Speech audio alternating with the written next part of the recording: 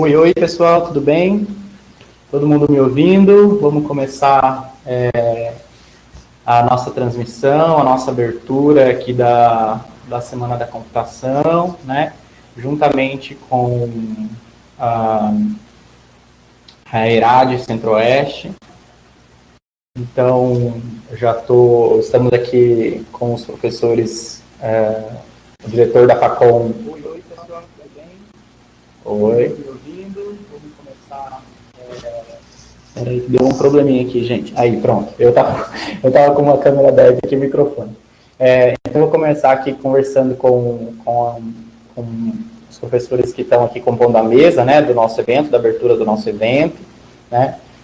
Estão comigo aqui na mesa a professora Liana, que é a coordenadora do evento da ERAD, também é coordenadora do curso de Engenharia da Computação da Facom, o professor Henrique Mongeli, que é diretor da Faculdade de Computação da UFMS, e o nosso magnífico reitor, o professor Marcelo Turini, está aqui com a gente compondo a mesa, né, de abertura, para a gente começar mais uma vez esse evento. A gente já teve esse evento no ano passado também, né, a segunda vez que esse evento está acontecendo, e a gente está também, é claro, online agora, né, devido à pandemia, está tudo online.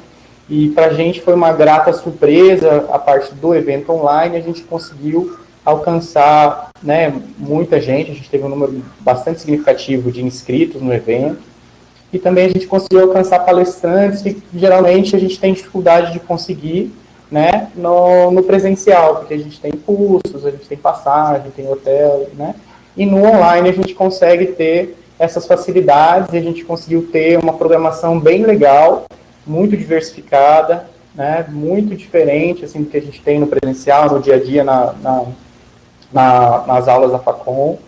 Então, a primeira coisa que eu queria fazer é agradecer todos os participantes da organização do evento, tá?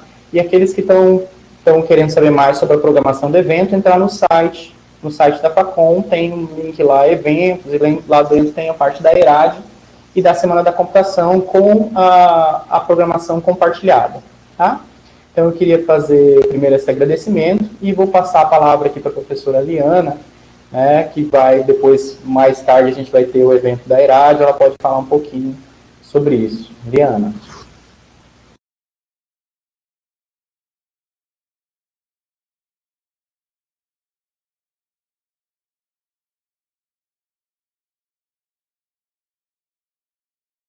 Acho que seu microfone está desligado, Liana. Ai, perdão, pessoal. A frase mais falada no mundo nesse ano é essa. Bom, boa noite a todos. O que eu tinha iniciado aqui era um agradecimento ao Anderson pela apresentação e pela participação do professor Mongeli e do professor Turini, nosso reitor, que, né, nos estão dando esse grande apoio na execução, na realização desse evento, né? Na verdade, como o Anderson estava explicando, a gente vai ter 2 eventos durante a mesma semana, né? Na verdade, a Semana da Computação é um evento maior, o que está abarcando atividades durante toda a semana, e nós aproveitamos esse momento para trazer aqui para Campo Grande, né? Mas sendo online, acaba, né, se expandindo ali, né? Tendo uma visibilidade que não fica limitada ao nosso estado aqui, mas, na verdade, para trazer uma atividade que é regional. A primeira e a segunda edições da ERAD, elas aconteceram em Goiás, né, na UFG, e agora nós conseguimos trazer aqui para Campo Grande, com a intenção de que nos próximos anos a gente possa, levar talvez para a UNB e fazer compartilhar esse evento na nossa região, né? As atividades da ERAD, elas vão acontecer prioritariamente na quarta-feira e na quinta-feira, tá? Então, com mini cursos que vão durante toda a semana, mas as palestras com foco mesmo em computação de alto desempenho, elas vão acontecer na quarta e na quinta, né? Então, ao mesmo tempo que o evento tem uma abrangência no sentido de estar atuando na região, né, e envolver a comunidade de alto desempenho de outras universidades aqui da região centro-oeste, ela tem esse foco mais específico em termos de área, né? Ela é uma área específica da computação, que é a computação de alto desempenho, que não é uma área que a gente explore muito aqui na Facom. Nós não temos um grande grupo de trabalho nessa área. Isso é um motivo ainda mais forte para que os alunos aqui da Facom não percam essa oportunidade de entender, de acompanhar o que está acontecendo nessa área específica, que é uma área muito robusta, muito importante da computação, ainda mais nos tempos atuais, né, onde as demandas de computação são intensas, né, e que a infraestrutura de computação de alto desempenho deixou de ser algo que era muito difícil de se conseguir, porque, afinal de contas, hoje a gente pode utilizar serviços e utilizar computação de alto desempenho sem que a gente tenha que ter fisicamente um computador, né, de grande porte, né, com múltiplos processadores, fisicamente dentro da nossa instituição, né? Hoje, com essa evolução da computação em nuvem, a gente tem facilidades que há poucos anos atrás nós não tínhamos. Então, fica esse convite para que todos participem das atividades da ERAD, né? Eu gostaria de fazer um agradecimento à SBC, porque a SBC está chancelando esse evento, a ERAD do Centro-Oeste, né? E até por essa chancela da SBC, a ERAD está tendo uma característica de ter um valor de inscrição associado a ela, porque ela está sendo executada, realizada aqui pela Facom, mas ela é um evento da Sociedade Brasileira de Computação. Então, nós não podíamos colocá-la como gratuita, 100% gratuita, porém, a SBC fez uma concessão ali e colocou valores muito acessíveis para os alunos, tá? Então, também já deixo esse pedido aos alunos que possam fazer a sua inscrição na ERAD, né? Entendam que as palestras vão ser todas abertas ao público, qualquer pessoa pode assistir às atividades da escola, mas as pessoas que quiserem o seu certificado de participação na escola regional chancelado pela SBC, tem um pequeno custo envolvido de inscrição, tá? E a SBC nos pede para também deixar o aviso aqui de que a associação SBC, que é a Sociedade Brasileira de Computação, é a sociedade organizada que cuida da área da computação no nosso país, eles abriram uma possibilidade de que os alunos façam a sua associação à SBC e a isenção da inscrição na ERAD por um valor de R$17, se não me engano, R$17,35. Então, é um valor bem acessível e a gente pede que os alunos que possam façam, que estará aberto até dia 18 e que certamente nos ajudará a trazer novamente a Escola Regional de Alto Desempenho aqui para a Facom, para a nossa universidade, em outros momentos e, se Deus quiser, Deus permitir, presencialmente na próxima. Bom, me coloco à disposição de vocês durante toda a semana, o que vocês precisarem, estaremos acompanhando todo o evento. E desejo a todos vocês que tenham um evento bastante produtivo e aproveitem, porque não é sempre que a gente pode ter eventos como esses que nós estamos fazendo agora, aproveitando o fato de não estarmos presencialmente, né, vamos trazer palestrantes de diversos lugares para vocês, então não deixem de acompanhar. Um grande abraço a todos e até mais. Feliz evento.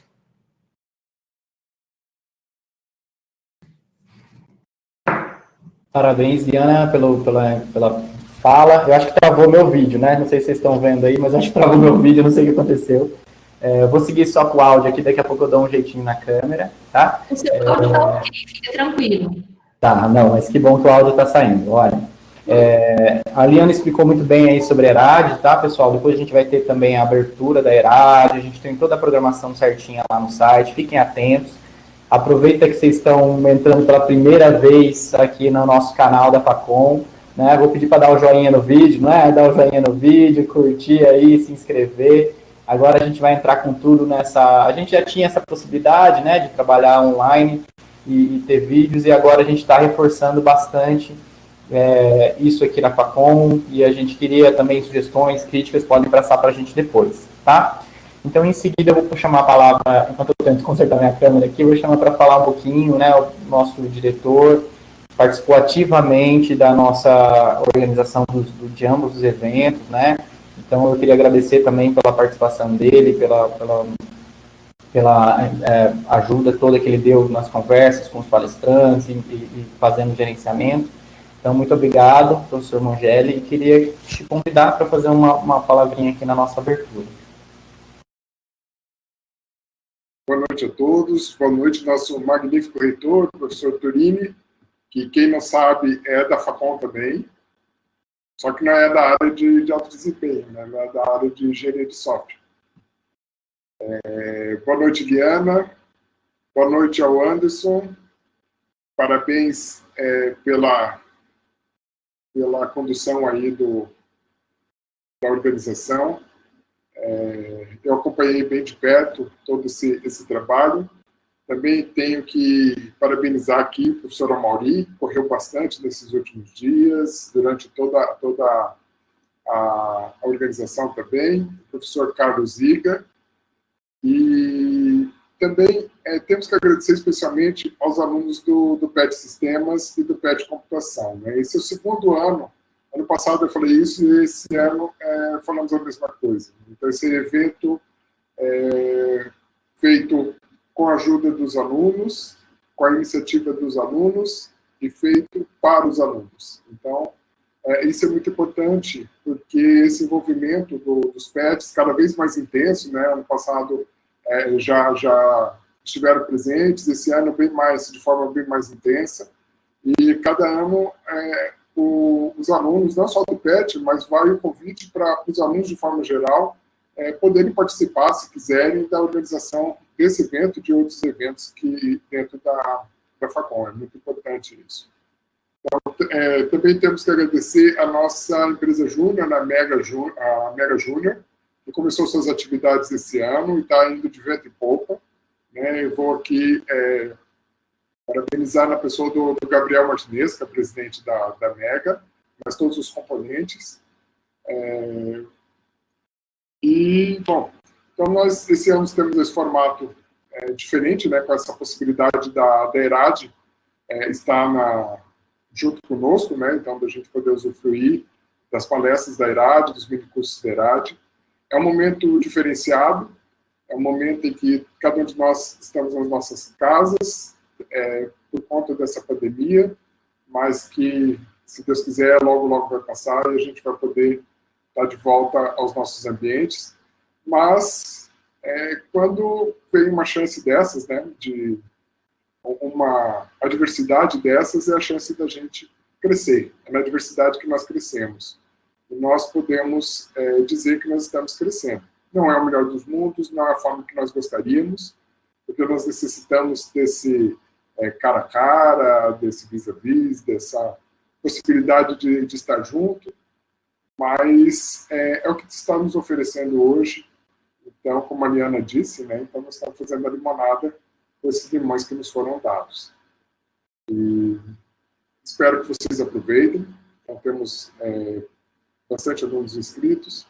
Espero que vocês aproveitem a oportunidade de fazer os minicursos, de participar das palestras e das discussões.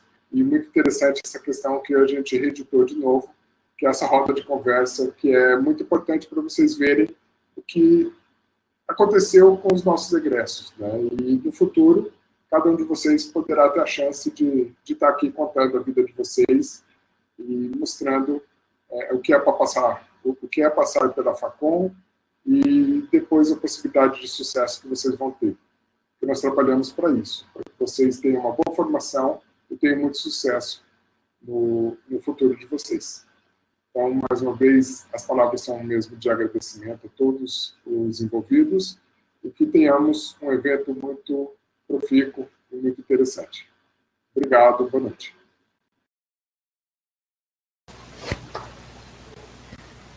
Obrigado, Mongeli. Legal que você lembrou aí, né? A gente está fazendo a abertura agora. Em seguida, a gente tem a palestra do professor Edson Borim, e depois a gente tem a roda de conversa com os egressos, né, que já o ano passado foi muito legal, os alunos gostaram muito, né, muita gente elogiou, e esse ano a gente vai fazer de novo, tá? Fiquem aí, fiquem ativos aí, a roda de conversa começa logo após a palestra do professor Edson Borim, às 8 da noite, tá? E a gente vai ficar pegando perguntas de vocês, dúvidas, a gente vai contar as histórias desses egressos, vai ser bem legal, tá? Para terminar, então, encerrar aqui a parte da nossa abertura, eu vou passar a palavra para o nosso magnífico reitor Marcelo Turini, que foi meu professor, tenho muito orgulho. Obrigado, Turini, por estar aqui com a gente mais uma vez, sempre bom. E a gente gosta muito que você está sempre presente nos nossos eventos, é muito legal, né, aqui na nossa casa, como você sempre fala, todas as suas falas, você fala que a Facom é sua casa, é muito bom ter você aqui com a gente, tá bom? Boa noite, realmente é um orgulho muito grande estar com vocês, e parabenizar aí o Anderson pela coordenação, organização. Eu tenho certeza, tem um time por trás ajudando o Anderson, né? Então, obrigado, Anderson, pela liderança da Semana da Computação. Agradecer também a Liana, parabéns, Liana, pela coordenação da Escola Regional de Alto Desempenho, né? O ERAD-CO, com apoio da SBC. Então, isso é muito importante, ter essa chancela da SBC. Então, eu tenho certeza que de 14 a 18 de setembro, essa semana, vai ser um intensivo de conhecimento, de discussão, no geral em computação e em especial de alto desempenho, né? Então, acho que isso, eu falo que o mundo está fazendo isso agora, né, Mongeli? O mundo está indo para a questão dessas discussões na nuvem, discussões virtuais, discussões, eu falo que a gente aproxima bastante as pessoas nesse mundo de lives, pessoas que nós não teríamos contatos, né? É sempre muito bom estar presencialmente, discutindo e conversando, mas as pessoas trabalham, as pessoas têm suas obrigações profissionais, e ainda mais na área de computação, que a gente sabe que é muito corrido, né, na nossa área. Então, eu quero parabenizar vocês dois, toda a equipe de organização desses dois grandes eventos, e para a universidade é um orgulho muito grande. Em setembro agora, a gente está fazendo esse evento para atender às demandas, né? Eu falo muito, o Mongeli falou do grupo PET, dos grupos PET, da empresa Júnior, que são os nossos talentos. Né? Então, também eu quero comentar todos os nossos alunos, todos os nossos internautas, já tem quase 180 participantes lá no canal do YouTube, então a nossa sala está cheia já de pessoas interessadas. Eu acho que não é na gente, não, né, Mongeli e Liana, é sim no Borim.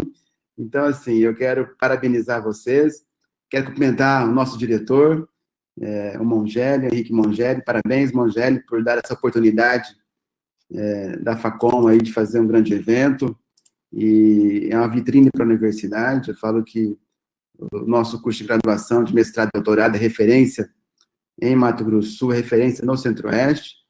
Então, é muito importante que os nossos talentos, os nossos egressos e os nossos professores coloquem as pautas estratégicas para pesquisa científica e inovação, que a gente pode ajudar aí, né, a desenvolver a ciência no Brasil, né? Então, acho que esse é o grande desafio da universidade, e a Facom, com a liderança do Mongeli, está fazendo um trabalho excelente. Como o Anderson falou, eu sou da computação, eu estou provisoriamente cedido para a reitoria, né, para ajudar a gestão da universidade. Então, é um orgulho muito grande. A gente sabe que as nossas produções científicas, os nossos produtos de software, de patentes, estão tendo referência internacional. Então, essa limonada que nós estamos fazendo é uma limonada internacional, é uma limonada boa, porque coloca o FMS como uma das melhores universidades do mundo, né? Então, acho que isso é uma contribuição de cada um que está participando nessa nossa universidade, professor, técnico, estudante. E quero cumprimentar o Borim, o professor que vai dar palestra agora. Se não me engano, acho que ele é de 2000, não sei, eu não lembro, eu perdi meu histórico no Time, né? Mas ele é o nosso egresso, então é um orgulho que a gente tem de vários egressos. Ele está ali, ó, é 2000, Borim? É 2000 mesmo?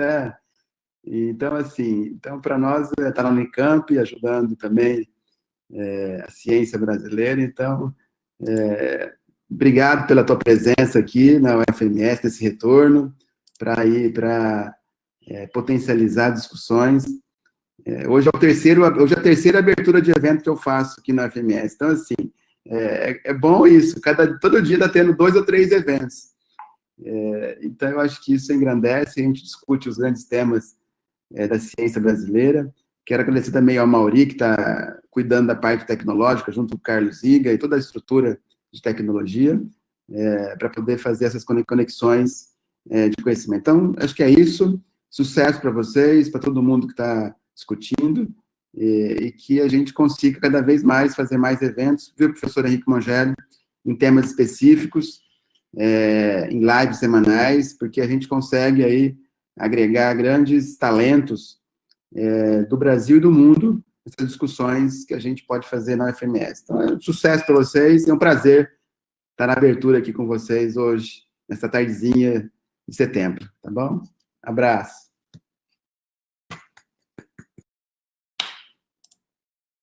Obrigado, Turini, muito legal.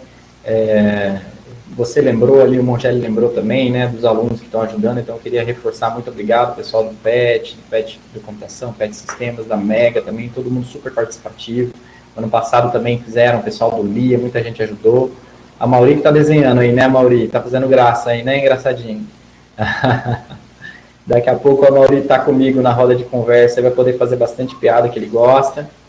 E, enquanto isso, a gente vai dando encerramento, então, aqui na abertura. Eu agradeço a todos. Eu vou passar a palavra para a professora Liana, que vai explicar um pouquinho mais sobre o professor Edson Borin e a palestra dele. E agradeço a todos da mesa, muito obrigado a todos pela participação, tá? E um abraço a todos e bom evento para todos.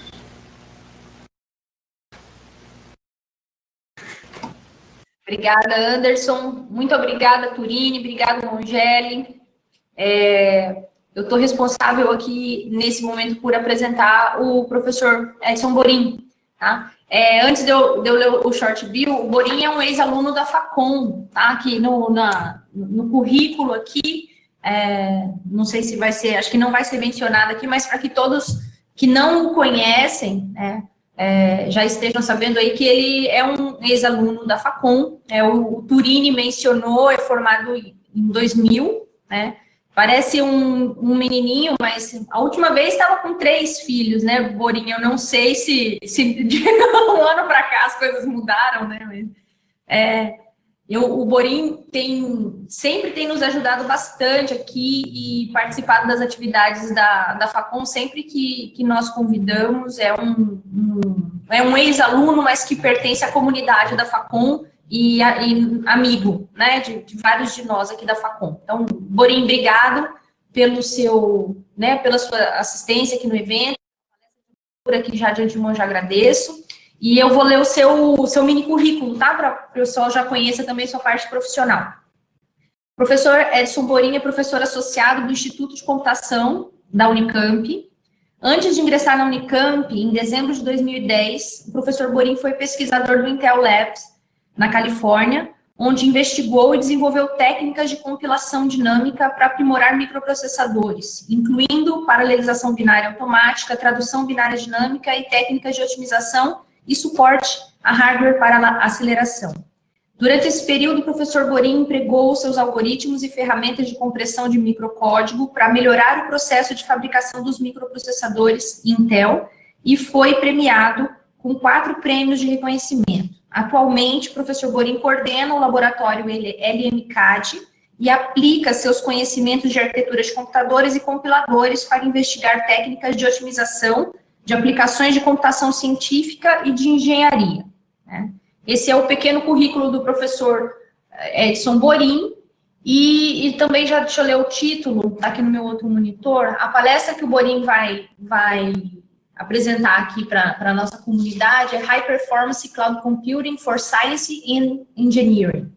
Bom, Borin, te coloco aqui com a palavra e também com, acho que, permissão para apresentação. Então, fique à vontade, você tem o tempo que você precisar, até 1 hora, você tem o tempo que você precisa, limitado a mais ou menos 1 hora, para a gente dar continuidade ao evento em seguida.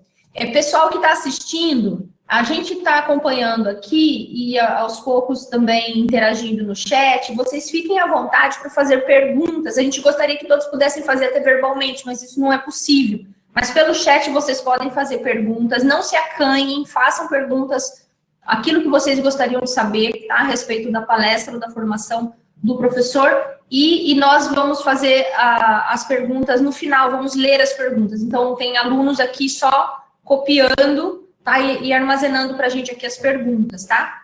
Fiquem bastante à vontade. E se alguém precisar, dos professores ali, se alguém precisar falar, fique à vontade durante a palestra aí, mas eu vou mediar, então eu fico atento aqui, se vocês precisarem de algo, é só me pedir também. O mesmo para você, Borim, qualquer coisa é só pedir que a gente está atento aqui, tá bom? Ok. Você consegue me escutar, Adriana? Oi? Você me escuta? Sim. Tá bom o áudio? Tá bem, e a apresentação também tá ok. Tá ótimo, legal. Bom, vou desligar a câmera, mas eu tô te ouvindo e acompanhando por aqui. Tá ok. Tá, obrigado, Borim. Eu que agradeço, Ana. Boa noite a todos. Bom, antes de mais nada, eu gostaria de cumprimentar meus colegas, o professor Anderson Viçoso de Araújo, que é professor da Facom, que estava na mesa de abertura, o professor Amauri de Castro Júnior, que é o coordenador da Secomp desse ano, a professora Liana Duenha Carignani, que é coordenadora da ERAD do Centro-Oeste deste ano, e uma amiga, né, muito próxima, o professor Henrique Mugelli, diretor da Faculdade de Computação da UFMS, e ao professor Marcelo Tunini, um magnífico reitor da UFMS, por ter proporcionado, né, a oportunidade de vocês organizarem esse evento e também de participar da abertura desse evento. Tá? Gostaria de agradecer também a todos que estão participando do evento agora, né, da live. Antes da gente continuar, eu queria parabenizar todos os organizadores da Secomp e da ERAD Centro-Oeste. Eu vi que vocês planejaram uma programação muito interessante, com diversas palestras, mini-cursos, tem uma maratona de programação, um fórum de iniciação científica e de pós-graduação. Eu gostaria também que vocês soubessem que é uma honra para mim participar na qualidade de palestrante deste evento. Tá? Por fim, agradeço mais uma vez aos organizadores pelo convite para ministrar essa palestra, e agradeço a todos que estão conectados participando do evento também. Bom, o título da minha palestra é Computação de Alto Desempenho na Nuvem Computacional para Aplicações de Ciência e Engenharia. Tá? Antes de começar a falar de computação de alto desempenho na nuvem, a Liana fez uma breve apresentação sobre a minha biografia, né? Mas eu gostaria para vocês terem uma ideia de como eu cheguei aqui, de contar a minha linha da história, tá? Então, eu fiz a graduação na UFMS, na época não era a Faculdade de Computação, era o departamento, era o DCT, né? Isso foi entre 1997 e 2000. Em 2001 eu fui, isso em fevereiro, eu fui para Campinas fazer meu doutorado. Na verdade, na época era um mestrado, eu acabei migrando para um doutorado. Em 2007 eu terminei meu doutorado. Eu fiz meu doutorado na área de arquitetura de computadores, onde eu desenvolvi técnicas para comprimir o microcódigo, que é um código que fica dentro do processador. Tá? A ideia era comprimir esse microcódigo de forma que a gente ocupasse menos área e reduzisse o custo de se fabricar o processador. Durante o meu doutorado, eu acabei fazendo um estágio na Intel, em 2005, e eu tive a oportunidade de interagir com diversos engenheiros lá, e acabou que eu consegui convencê-los, né, de que seria interessante a gente explorar essas técnicas aqui dentro dos processadores da Intel. Eventualmente, depois do trabalho que eu fiz lá, acabei recebendo uma oferta de emprego, e quando eu terminei meu doutorado, eu me mudei para a Califórnia para trabalhar no Intel Labs. Né? Então, de 2007 a 2010, eu trabalhei nos laboratórios da Intel, no Vale do Silício, onde eu desenvolvi ainda mais as minhas técnicas de compressão de microcódigo, e eu também trabalhei com técnicas de paralelização automática de binários. Na época, para quem já está há mais tempo aí trabalhando com computação, a gente tinha mudado o paradigma de melhorar desempenho, né, de aumentar a frequência do processador para aumentar o número de cores, né? Só que para você explorar o desempenho de um processador com múltiplos cores, você tem que ter uma aplicação paralela. E na época, a maior parte das aplicações eram sequenciais. Uma das coisas que a gente estava tentando fazer é paralelizar as aplicações automaticamente, sem que você tivesse que recompilá-las. Tá? Então, eu trabalhei com um grupo especializado em compiladores e arquitetura para isso, e aprendi bastante coisa lá, foi muito interessante. No final, mais ou menos no final de 2009, surgiu a oportunidade de fazer um concurso para ser professor no Unicamp, e na época, eu e minha esposa, a gente concordou que seria uma ideia interessante, eu acabei fazendo esse concurso, passei no concurso, e eventualmente acabei mudando de volta para o Brasil. No final de 2010, aí, aproximadamente em novembro, eu voltei para Campinas, aí como professor da Unicamp, né? Desde então eu sou professor no Instituto de Computação da Unicamp, e eu tenho usado os meus conhecimentos aí de microarquitetura, arquitetura de computadores e compiladores para desenvolver projetos de pesquisa nessas áreas, né? Inclusive eu tenho aplicado isso para desenvolver pesquisa dentro da área de internet das coisas. Mais recentemente eu tenho trabalhado bastante com otimização de modelos de machine learning e, como é o tema da palestra hoje, com computação de alto desempenho também. Bom, então, atualmente eu sou, como eu disse, professor do Instituto de Computação, eu também sou coordenador associado da pós-graduação do Instituto de Computação. Eu coordeno o Laboratório Multidisciplinar de Alto Desempenho do Instituto de Computação da Unicamp. Eu sou membro do Conselho Técnico, do Conselho Gestor, perdão, né, do Centro Nacional de Processamento de Alto Desempenho de São Paulo, o CENAPAD, que fica aqui na Unicamp, né, e eu sou atualmente o presidente do Conselho Regional de Computação de Alto Desempenho do Estado de São Paulo, a CRAD-SP, que supervisiona a organização das escolas regionais de alto desempenho de São Paulo, né, como vocês têm a do Centro-Oeste, a gente tem uma aqui em São Paulo, que começou mais ou menos, se eu não me engano, em 2010. Tá? Muito bem. Bom, então, vamos focar um pouco agora no tema, né, da palestra. Na palestra de hoje eu vou falar sobre computação de alto desempenho na nuvem computacional, então eu vou iniciar dando uma breve visão geral sobre o que é nuvem. Provavelmente a maior parte de vocês já está familiarizado com o termo, né, mas eu vou definir alguns conceitos aqui. Depois eu vou falar um pouco sobre computação de alto desempenho, vou tocar nos principais conceitos que eu acho que é interessante para a gente discutir o restante da palestra. Depois eu vou falar sobre as oportunidades de se executar computação de alto desempenho na nuvem, os desafios, né? E, se der tempo, eu vou falar um pouco sobre as tecnologias que a gente tem desenvolvido aqui no Laboratório Multidisciplinar de Computação de Alto Desempenho para tentar resolver os desafios que eu vou discutir aqui. Muito bem. Então, computação de alto desempenho nada mais é do que um modelo de negócio, tá? Então, nesse modelo de negócio, o usuário, o cliente, né, ele acessa um serviço ou um recurso, tá? É um recurso computacional, um serviço computacional, e esse serviço ou esse recurso, ele tem que ter 5 características fundamentais. A primeira delas é que ele tem que ser um serviço, um recurso que o cliente ele pode acessar de forma automática, sem precisar, por exemplo, ligar para uma pessoa, né, para um representante lá no provedor e ter que negociar ele alguma coisa, tá? Então, tem que ser um serviço que ele pode ser feito sob demanda e também de forma automática. Né? A segunda característica que é muito importante num serviço de nuvem é ter acesso amplo através da rede, tá? Nesse caso aqui, é acesso através da internet, tá? Se você não tiver acesso a um serviço através da internet, ele não é considerado computação na nuvem. Uma outra característica que é interessante, que define a computação na nuvem, é os recursos computacionais físicos lá no data center, né, ou no provedor, eles têm que ser compartilhados entre os clientes. Claro que isso tem que ser feito de uma forma que proteja os clientes, né, ou seja, de uma forma segura, que não expõe os dados de um cliente para outro cliente, mas essas máquinas são compartilhadas. Tá? Se você estiver acessando um serviço remoto que é exclusivamente seu, então isso não é computação na nuvem. Bom, outra característica que a gente tem na computação na nuvem é a elasticidade rápida. O que significa isso? Suponha que eu, como cliente, contratei 5 computadores, né, ou 5 máquinas virtuais na nuvem. Se eu precisar de mais, o provedor ele tem que ser capaz de me oferecer mais de forma rápida, né, ágil e programática, tá? Sem que eu tenha que entrar em contato com alguém, por exemplo, e ter que solicitar mais recursos. Por fim, o serviço de computação na nuvem, ele tem que ser mensurável, e como a gente vai ver, ele é cobrado pelo uso, tá? Tem um termo muito comum na área que chama-se Utility Computing, né? Utility é o termo que a gente dá para as contas que as pessoas têm nos Estados Unidos, que elas pagam mensalmente em casa, né? Então, a conta de água, a conta de luz, a conta de telefone são as utilities, tá? Então, utility computing é você está pagando pela computação para aquilo que você usa, tá bom?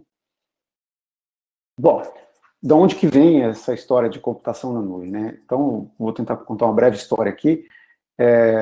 Vamos pensar numa loja virtual bem conhecida, a Amazon, tá? Então, imagina que a Amazon tem uma loja virtual e essa loja virtual nada mais é do que um software que roda num servidor em algum lugar do mundo. Quando a gente acessa a loja virtual, né, a sua requisição está sendo transmitida através da internet para esse servidor e o servidor está interagindo com você através da internet, né? É claro que se você tiver uma pessoa só, né, interagindo com essa loja, é algo que você consegue, com um único computador, um único servidor, resolver o problema, né? Mas se você tiver milhões, né, ou centenas de milhões de pessoas interagindo com essa loja, provavelmente você vai precisar de muitos computadores para satisfazer, né, a qualidade de serviço que os clientes eles desejam, né? Por exemplo, você não gostaria de acessar a loja da Amazon, toda vez que você clicar num link, né, ou num botão, você tem que esperar 1 minuto para mudar a tela, né? Então, você gostaria de ter uma resposta imediata, tá?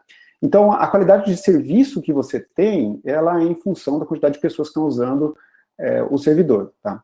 Como que a gente resolve isso? Bom, se você tem mais pessoas acessando o servidor, então você aumenta o serviço usando mais máquinas, tá? Qual que é o grande problema? A Amazon, então, ela vai lá e constrói um data center com várias máquinas para ser capaz de atender muitas pessoas ao mesmo tempo. O problema é que a demanda pelo serviço, ela é muito variável, né? Então, para vocês terem uma ideia, na maior parte dos dias do ano, a quantidade de máquinas que é utilizada no servidor da Amazon é uma quantidade muito pequena, né? No entanto, quando a gente chega no Thanksgiving ou no Natal, a demanda pelo serviço, ela cresce muito. E esse é o ponto mais importante, são os pontos mais importantes do ano, onde você não quer prejudicar a qualidade do serviço. Então, o que a Amazon faz? Ela cria um data center gigante para que nesses 2 dias especiais, ou nessas 2 épocas especiais, eles não percam os clientes, tá? Porque é ali que eles vão ganhar dinheiro, onde eles vão vender os produtos, né? Então, o problema é que agora eles têm um data center gigante, ou vários data centers gigantes no mundo, e na maior parte do ano, esse data center é subutilizado. O que você faz com essas máquinas? Você aluga as máquinas, né? Então, na década de 2000, diversas tecnologias foram desenvolvidas que permitem que você alugue um pedaço da sua máquina para uma outra pessoa, sem que ela saiba o que está acontecendo na máquina e sem que você tenha que inspecionar o que está acontecendo dentro do pedaço dela, né? Essas tecnologias são conhecidas como tecnologias de virtualização. Muitos de vocês já devem ter usado isso nos próprios computadores, como colocar uma máquina virtual e rodar um outro sistema operacional em cima dessa máquina virtual, né? E elas permitem, então, com que a gente pegue uma máquina física e fragmente ela em diversas máquinas virtuais, né, ou recursos virtuais, e a gente atribua esses recursos virtuais a diferentes clientes, tá? Então, essas tecnologias, né, foram as tecnologias que permitiram esse modelo de negócio, chamado nuvem computacional. Bom, como que isso funciona, então, né? Quando você tem uma máquina na sua empresa, né, ou na sua casa, ou no seu data center, você tem um computador que tem, quer dizer, você tem um sistema computacional que tem um dispositivo de rede, você tem, deixa eu ver se eu consigo colocar o mouse aqui. Você tem um dispositivo de rede, você tem dispositivos de armazenamento, você tem os servidores, né, os processadores, aí você tem se você estiver rodando múltiplos sistemas operacionais em cima da mesma máquina, você tem uma camada de virtualização, aí em cima disso você tem um sistema operacional, tem bibliotecas e middlewares, você tem um sistema de runtime da sua aplicação, você tem os seus dados e a sua aplicação. E aí você gerencia tudo isso, tá? Na nuvem computacional, o que acontece é que parte desses serviços, ou parte dessas camadas, podem ser gerenciadas pelo provedor de serviço na nuvem, tá? Então, o modelo mais básico que existe é conhecido como IaaS, que é Infrastructure as a Service, onde o provedor, ele gerencia a parte de rede, de armazenamento, os servidores, né, as CPUs, e a camada de virtualização, e você, cliente, é responsável pelo seu sistema operacional, pelo middleware, pelo runtime, pelos dados e a sua aplicação. Nesse caso aqui, é como se você estivesse alugando uma máquina virtual, tá? De fato, você está alugando uma máquina virtual. Aí existe um modelo um pouco mais abstrato, que é chamado de Platform as a Service, onde o provedor ele toma conta de outras camadas aqui. Ele também cuida do sistema operacional, ele faz as atualizações, ele cuida do middleware, do runtime, você só coloca a sua aplicação lá e o seu dado e você gerencia isso, né? E por fim tem o modelo Software as a Service, onde o provedor toma conta de tudo, tá? Isso aqui é um exemplo de aplicação, né, que é servida dessa forma, é o Gmail, por exemplo, ou o Google Drive, né? A aplicação é gerenciada pelo Google, os dados também são gerenciados por ele, você só usa, tá? Muito bem. No caso do Infrastructure as a Service, onde a gente pode alugar máquinas virtuais, eu vou focar um pouco nesse modelo, porque ele é o mais interessante para a gente quando a gente está falando de computação de alto desempenho na nuvem, tá? Então, nesse modelo aqui, o que acontece é que você aluga uma máquina virtual e você pode logar nessa máquina virtual via SSH, por exemplo, e fazer o que você quiser com essa máquina, tá? Então, o fluxo de trabalho, ele funciona assim. Primeiro, você cria uma conta no provedor, isso aqui é algo que você faz apenas uma vez. Depois você loga, né, no sistema, você seleciona a imagem de uma máquina virtual. Uma imagem nada mais é do que o conteúdo de um disco que vai estar naquela máquina virtual, tá? Imagina o conteúdo do HD do seu computador. E aí, uma vez que você selecionou o tipo de imagem, que vai determinar o sistema operacional, as bibliotecas que estão lá, né? Inclusive, pode ser uma imagem que você mesmo criou. Aí você vai lá e seleciona o tipo da máquina virtual, que vai determinar quantos cores ela tem, quanto que tem de memória, se tem GPU, não tem, né? Você vai configurar isso, e aí você vai ligar essa máquina virtual. Uma vez que ela estiver online, você vai poder se conectar nela via SSH, né? Eventualmente você pode desligar essa máquina, né, e ligar novamente. E quando você não precisar mais da máquina, você termina essa máquina, ou seja, você destrói ela, né, do sistema, tá? Tem dois pontos aqui que são muito importantes. Você é cobrado pelo tempo de uso da máquina virtual, só quando ela está ligada, tá? Mas se ela estiver ligada, mesmo que você não esteja processando nada, você está pagando por ela, tá? E a máquina virtual, ela tem uma imagem, como eu falei, é o conteúdo do disco, né, do seu HD. Você pode gravar informações dessa imagem. Quando você desliga a máquina virtual, essa imagem ela fica lá. Só que ela ocupa espaço, e esse espaço também é cobrado, tá? Bom, então, um aspecto muito importante nesse modelo de negócio é que o usuário é cobrado pelo tempo em que a máquina virtual está ligada, tá? Não importa se você está fazendo trabalho útil ou não. O preço da máquina virtual, e quando eu usar o termo preço aqui, eu estou falando no custo por tempo, tá? Custo por hora, por exemplo. Depende da configuração, né? Se eu estiver ligando uma maquininha que tem 2 cores com 8 GB de RAM, é um preço. Se eu estiver ligando uma máquina que tem 8 GPUs NVIDIA V100, né, com centenas de GB de RAM, bom, vai ser um preço muito mais alto, tá? O custo de processamento, por sua vez, né, aí aqui é muito importante a gente não misturar preço com custo. O custo de processamento é o tempo, quer dizer, o preço da máquina virtual multiplicado pelo tempo que você usou ela para realizar o seu processamento. Mas aqui tem um ponto-chave. Se você pegar uma máquina virtual que é mais cara, né, em termos de preço, mas ela é muito mais rápida do que a outra, a sua aplicação vai terminar em muito menos tempo. E talvez essa redução do tempo seja o suficiente para fazer com que o custo de processamento seja menor do que na outra máquina que tem um preço menor, tá? Então, esse aqui é um aspecto importante. O custo de processamento é uma função do preço da máquina virtual e também do tempo de execução dela. Bom, então, pontos importantes que eu gostaria que vocês se lembrassem de computação na nuvem. O usuário pode alugar máquinas virtuais, tá? Ou outros tipos de recursos, como armazenamento, e os usuários são cobrados pelo uso, e o custo de processamento é tempo de execução, ou tempo em que aquele recurso foi utilizado, tá? Multiplicado pelo preço do recurso. No nosso caso aqui, a gente vai estar muito interessado no preço de máquinas virtuais. Bom, vamos falar um pouquinho agora sobre computação de alto desempenho, para ficar claro o que significa computação de alto desempenho na nuvem.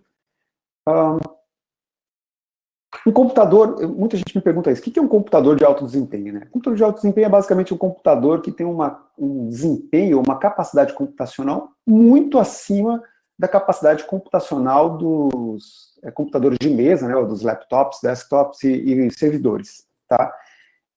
O desempenho desses sistemas é geralmente medido em termos de flops, que é número de operações de ponto flutuante, né?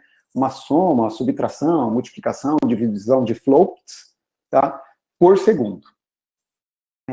Uma coisa muito interessante aqui, que é importante saber, é que o desempenho desses sistemas computacionais, eles crescem de forma exponencial ainda, tá? Existem várias maneiras de se atingir isso, uma delas é você aumentando o número de máquinas, o número de cores, e uma máquina como o laptop que eu estou usando hoje aqui, o desempenho computacional dele, há provavelmente 10 ou 15 anos atrás, era equivalente ao desempenho computacional de um supercomputador, de um dos 500 computadores mais rápidos do mundo. Tá? Geralmente eu desenho nas minhas aulas um gráfico mostrando a evolução, né, do desempenho, e eu coloco um ponto mostrando o desempenho do meu laptop, do meu celular, traço uma linha reta e eu mostro que alguns anos atrás ele seria um supercomputador.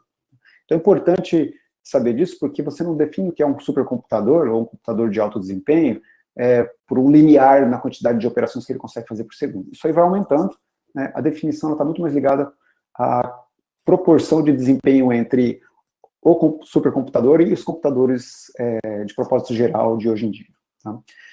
Esses computadores, eles são usados geralmente para resolver problemas difíceis de ciência, de engenharia, tá?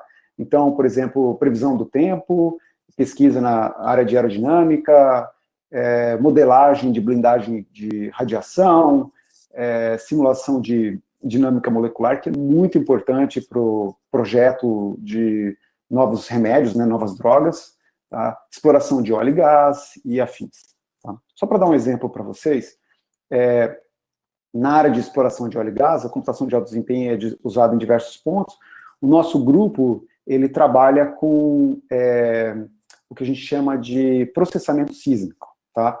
Então, para dar uma ideia do problema, imagina que uma empresa, né, que explora óleo e gás, ela quer explorar petróleo, tá, do fundo em águas profundas, tá? O que você faz para explorar petróleo em águas profundas? Bom, você faz um furo no leito, né, no fundo do mar, né?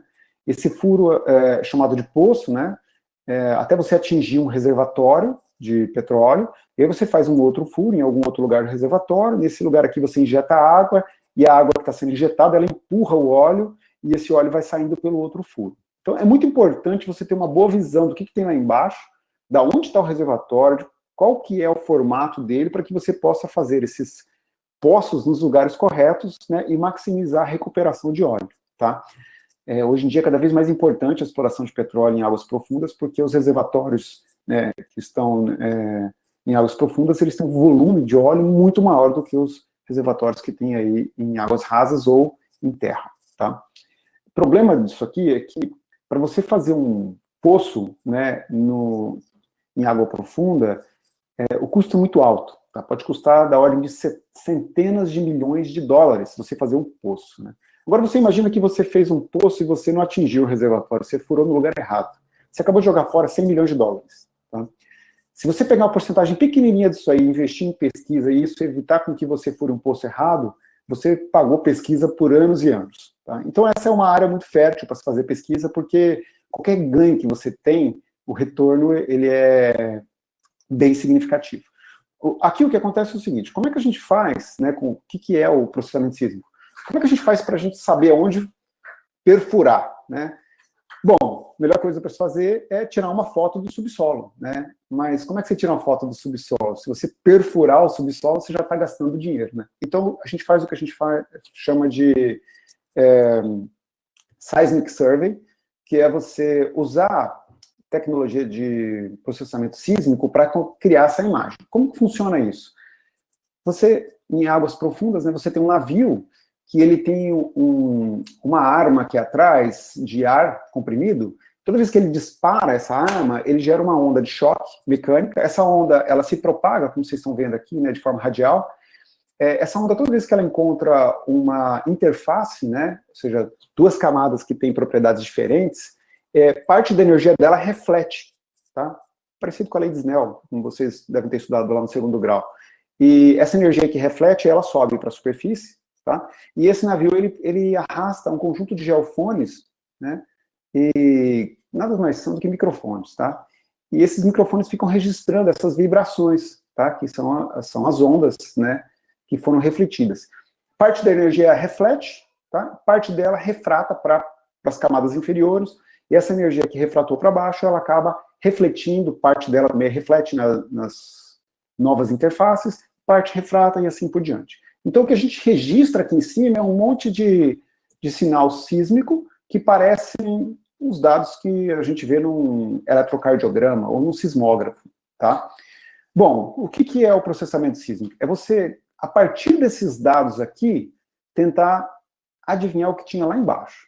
Então, no fundo, você está criando modelos do subsolo, você simula a propagação dessa onda, e você vê se a resposta que é obtida lá no final, né, é parecida com aquilo que você está observando na realidade. Se for, você tem um modelo do subsolo que pode corresponder ao modelo real, tá? Modelar a propagação da onda é algo que é custoso computacionalmente. Quanto mais detalhado, mais refinado for essa modelagem, mais caro custa para se simular. Então, quanto mais poder computacional, eu consigo um resultado melhor. Tá? Então, o que dirige o desenvolvimento de computação de alto desempenho é essa demanda por modelagem cada vez mais refinada, mais precisa. Tá? Tanto na área de exploração de drogas, como previsão do tempo, exploração de óleo e gás, e assim por diante. Tá?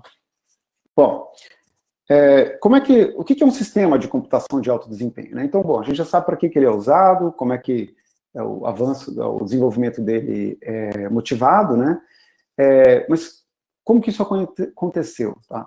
Então, isso começa em 1960 com alguns computadores que eram produzidos pelo Seymour Cray, numa empresa chamada CDC. Naquela época, a paixão dele era desenvolver o computador mais rápido do mundo. Então, ele sempre estava tentando desenvolver o computador mais rápido que o outro. E durante essa época, entre 1960 e 1990, ele dominou o mercado de supercomputadores. Tá? Era um mercado para poucos tinham acesso ao recurso financeiro para adquirir esse tipo de tecnologia. Mas à medida que essa tecnologia começou a se popularizar e tornar mais importante para o desenvolvimento de outras áreas de ciência e engenharia, ela começou a chamar a atenção de projetistas e da indústria que fabrica computadores, né?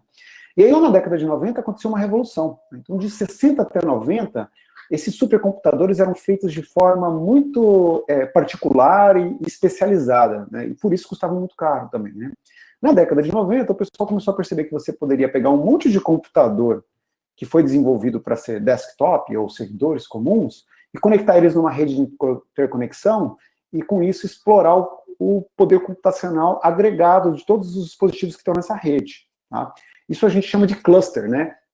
Muito comum você encontrar clusters em universidades, por exemplo, se vocês forem na Facom, possivelmente se vocês entrarem no centro de processamento de dados, né? Não sei como que chama essa divisão ali dentro, mas se vocês entrarem lá, vocês vão ver um rack com vários computadores colocados nesse rack, né? Aquilo ali é um cluster, tá? Esses computadores vão estar ligados pela rede, e na década de 90 o que aconteceu é que os supercomputadores começaram a ser construídos a partir de clusters, tá? E aí, em 2005, com aquela revolução que a gente teve na questão do desempenho dos processadores, né, onde a gente não conseguia aumentar mais a frequência de operação, então os fabricantes começaram a colocar mais processadores, mais cores, né, mais núcleos computacionais, a gente começou a ver os supercomputadores sendo feitos a partir de clusters de computadores que eram multicores, né? E, bom, a partir daí, né, a programação, até então a programação era feita com o que a gente chama de MPI, que é uma biblioteca para permitir com que você possa fazer múltiplos processos conversarem sobre a rede. A partir daqui a gente começou a ver programas de alto desempenho também sendo programados com APIs como OpenMP, Pthreads, né, ou TBB da Intel. E a partir de 2009, né, quando começou a se popularizar o uso de GPUs para fazer computação de propósito geral, a gente começou a ver outras APIs aqui também, OpenCL, OpenACC, CUDA, né, da NVIDIA.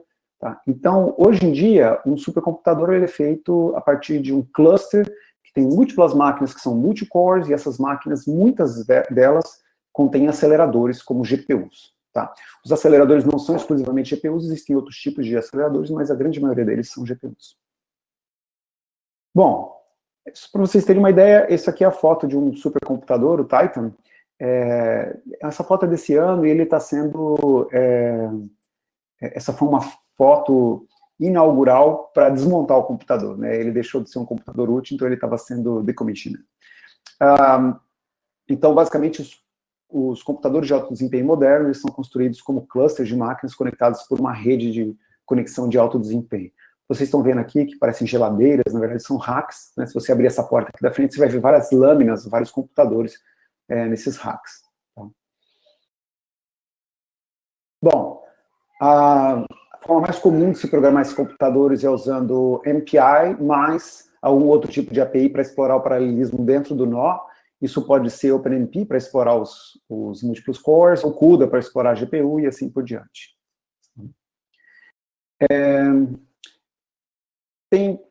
Quando a gente fala de computação de alto desempenho, existem diversos tipos de aplicações de computação de alto desempenho. E essas aplicações elas podem ser classificadas de forma um pouco grosseira em 3 classes principais. A primeira delas é o que a gente chama de aplicações fortemente acopladas. Essas aplicações são aplicações, né, como são aplicações de alto desempenho, então são múltiplos processos, como eu falei, a gente tem múltiplos processos rodando em múltiplos computadores, e o desempenho dessa aplicação, ela depende não só do desempenho dos computadores ou dos processadores, mas também do desempenho da rede. Então não adianta nada você criar um cluster que tem um monte de computador muito bom, mas a rede de conexão é uma rede de conexão ruim. O desempenho vai ser ruim. Por que que isso acontece? Bom, muitas dessas aplicações elas são implementadas com algoritmos que trabalham dessa forma, em rodadas, tá? Então a gente tem aqui, né, cada linha dessa na horizontal é um processo, tá? Então vocês podem imaginar que você tem um processo por computador. Esse processo ele faz um trabalho totalmente individual e quando ele termina o trabalho dele, na rodada dele, ele troca mensagem com os outros processos, enviando mensagem através da rede, tá? Vocês vão perceber aqui que tem processos que terminam um pouco antes, tem o processo que termina um pouco depois, né? Esse espaço que vocês estão vendo aqui entre o término do processo e até essa barreira aqui de sincronização é um pouco de desperdício, porque está desbalanceada a carga aqui, mas o mais importante é que vocês vão perceber que o processo nunca chega até o ponto de sincronização porque ele tem que se comunicar, e a comunicação ela demora um pouco, né? Se a rede de comunicação é muito lenta, então essa parte aqui de comunicação ela começa a ficar muito longa e ela domina o tempo de execução da aplicação. Então aplicações fortemente acopladas são aplicações em que os processos se comunicam com muita frequência ou com muitos dados com os vizinhos, tá? E isso faz com que se você tiver uma interconexão ruim, você vai gastar muito tempo fazendo comunicação e aí o desempenho de forma geral vai ser prejudicado. Bom, uma outra classe de aplicações de alto desempenho são as aplicações fracamente acopladas, né? Essas aplicações elas são muito legais porque elas basicamente não dependem quase nada do desempenho da rede, né? É o tipo de aplicação que você pega e divide o trabalho por vários processadores ou vários computadores e cada um fica trabalhando no seu trabalho lá e lá no final eles conversam entre si e falam, eu resolvi e pronto, agrega tudo, né, e está tudo certo. O tipo de aplicação que tem essa característica são as aplicações de busca por vida inteligente extraterrestre, né, a SETI. Você basicamente pega um pedaço de um sinal de rádio, né, que foi coletado, e aí você manda para casa de alguém e fala assim, quando o seu protetor de tela estiver rodando, você fica rodando esse código aí para ver se você descobre algum padrão aí, tá? E se não descobrir, tudo bem, se descobrir, avisa, né? Então, é o tipo de coisa que não precisa de comunicação para você com os outros processadores que estão tratando de outros sinais, tá? Então, é muito desacoplado, tá? Bom, então, o grande tchan dessas aplicações é que elas são embaraçosamente paralelas, são conhecidas também como aplicações perfeitamente ou agradavelmente paralelas, tá? São muito fáceis de se paralelizar.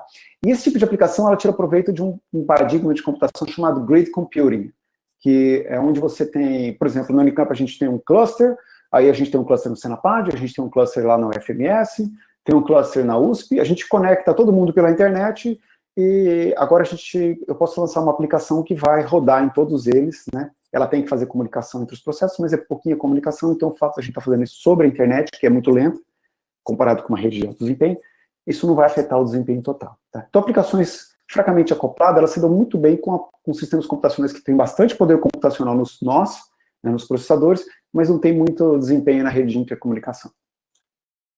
Bom, e a terceira classe de aplicações de alto desempenho são aplicações que a gente chama de aplicações que têm acesso intensivo a dados, tá? Em essência, o desempenho da aplicação, ela depende do desempenho dos dispositivos de armazenamento. Também são conhecidas como aplicações que têm o seu desempenho limitado pela entrada e saída, tá?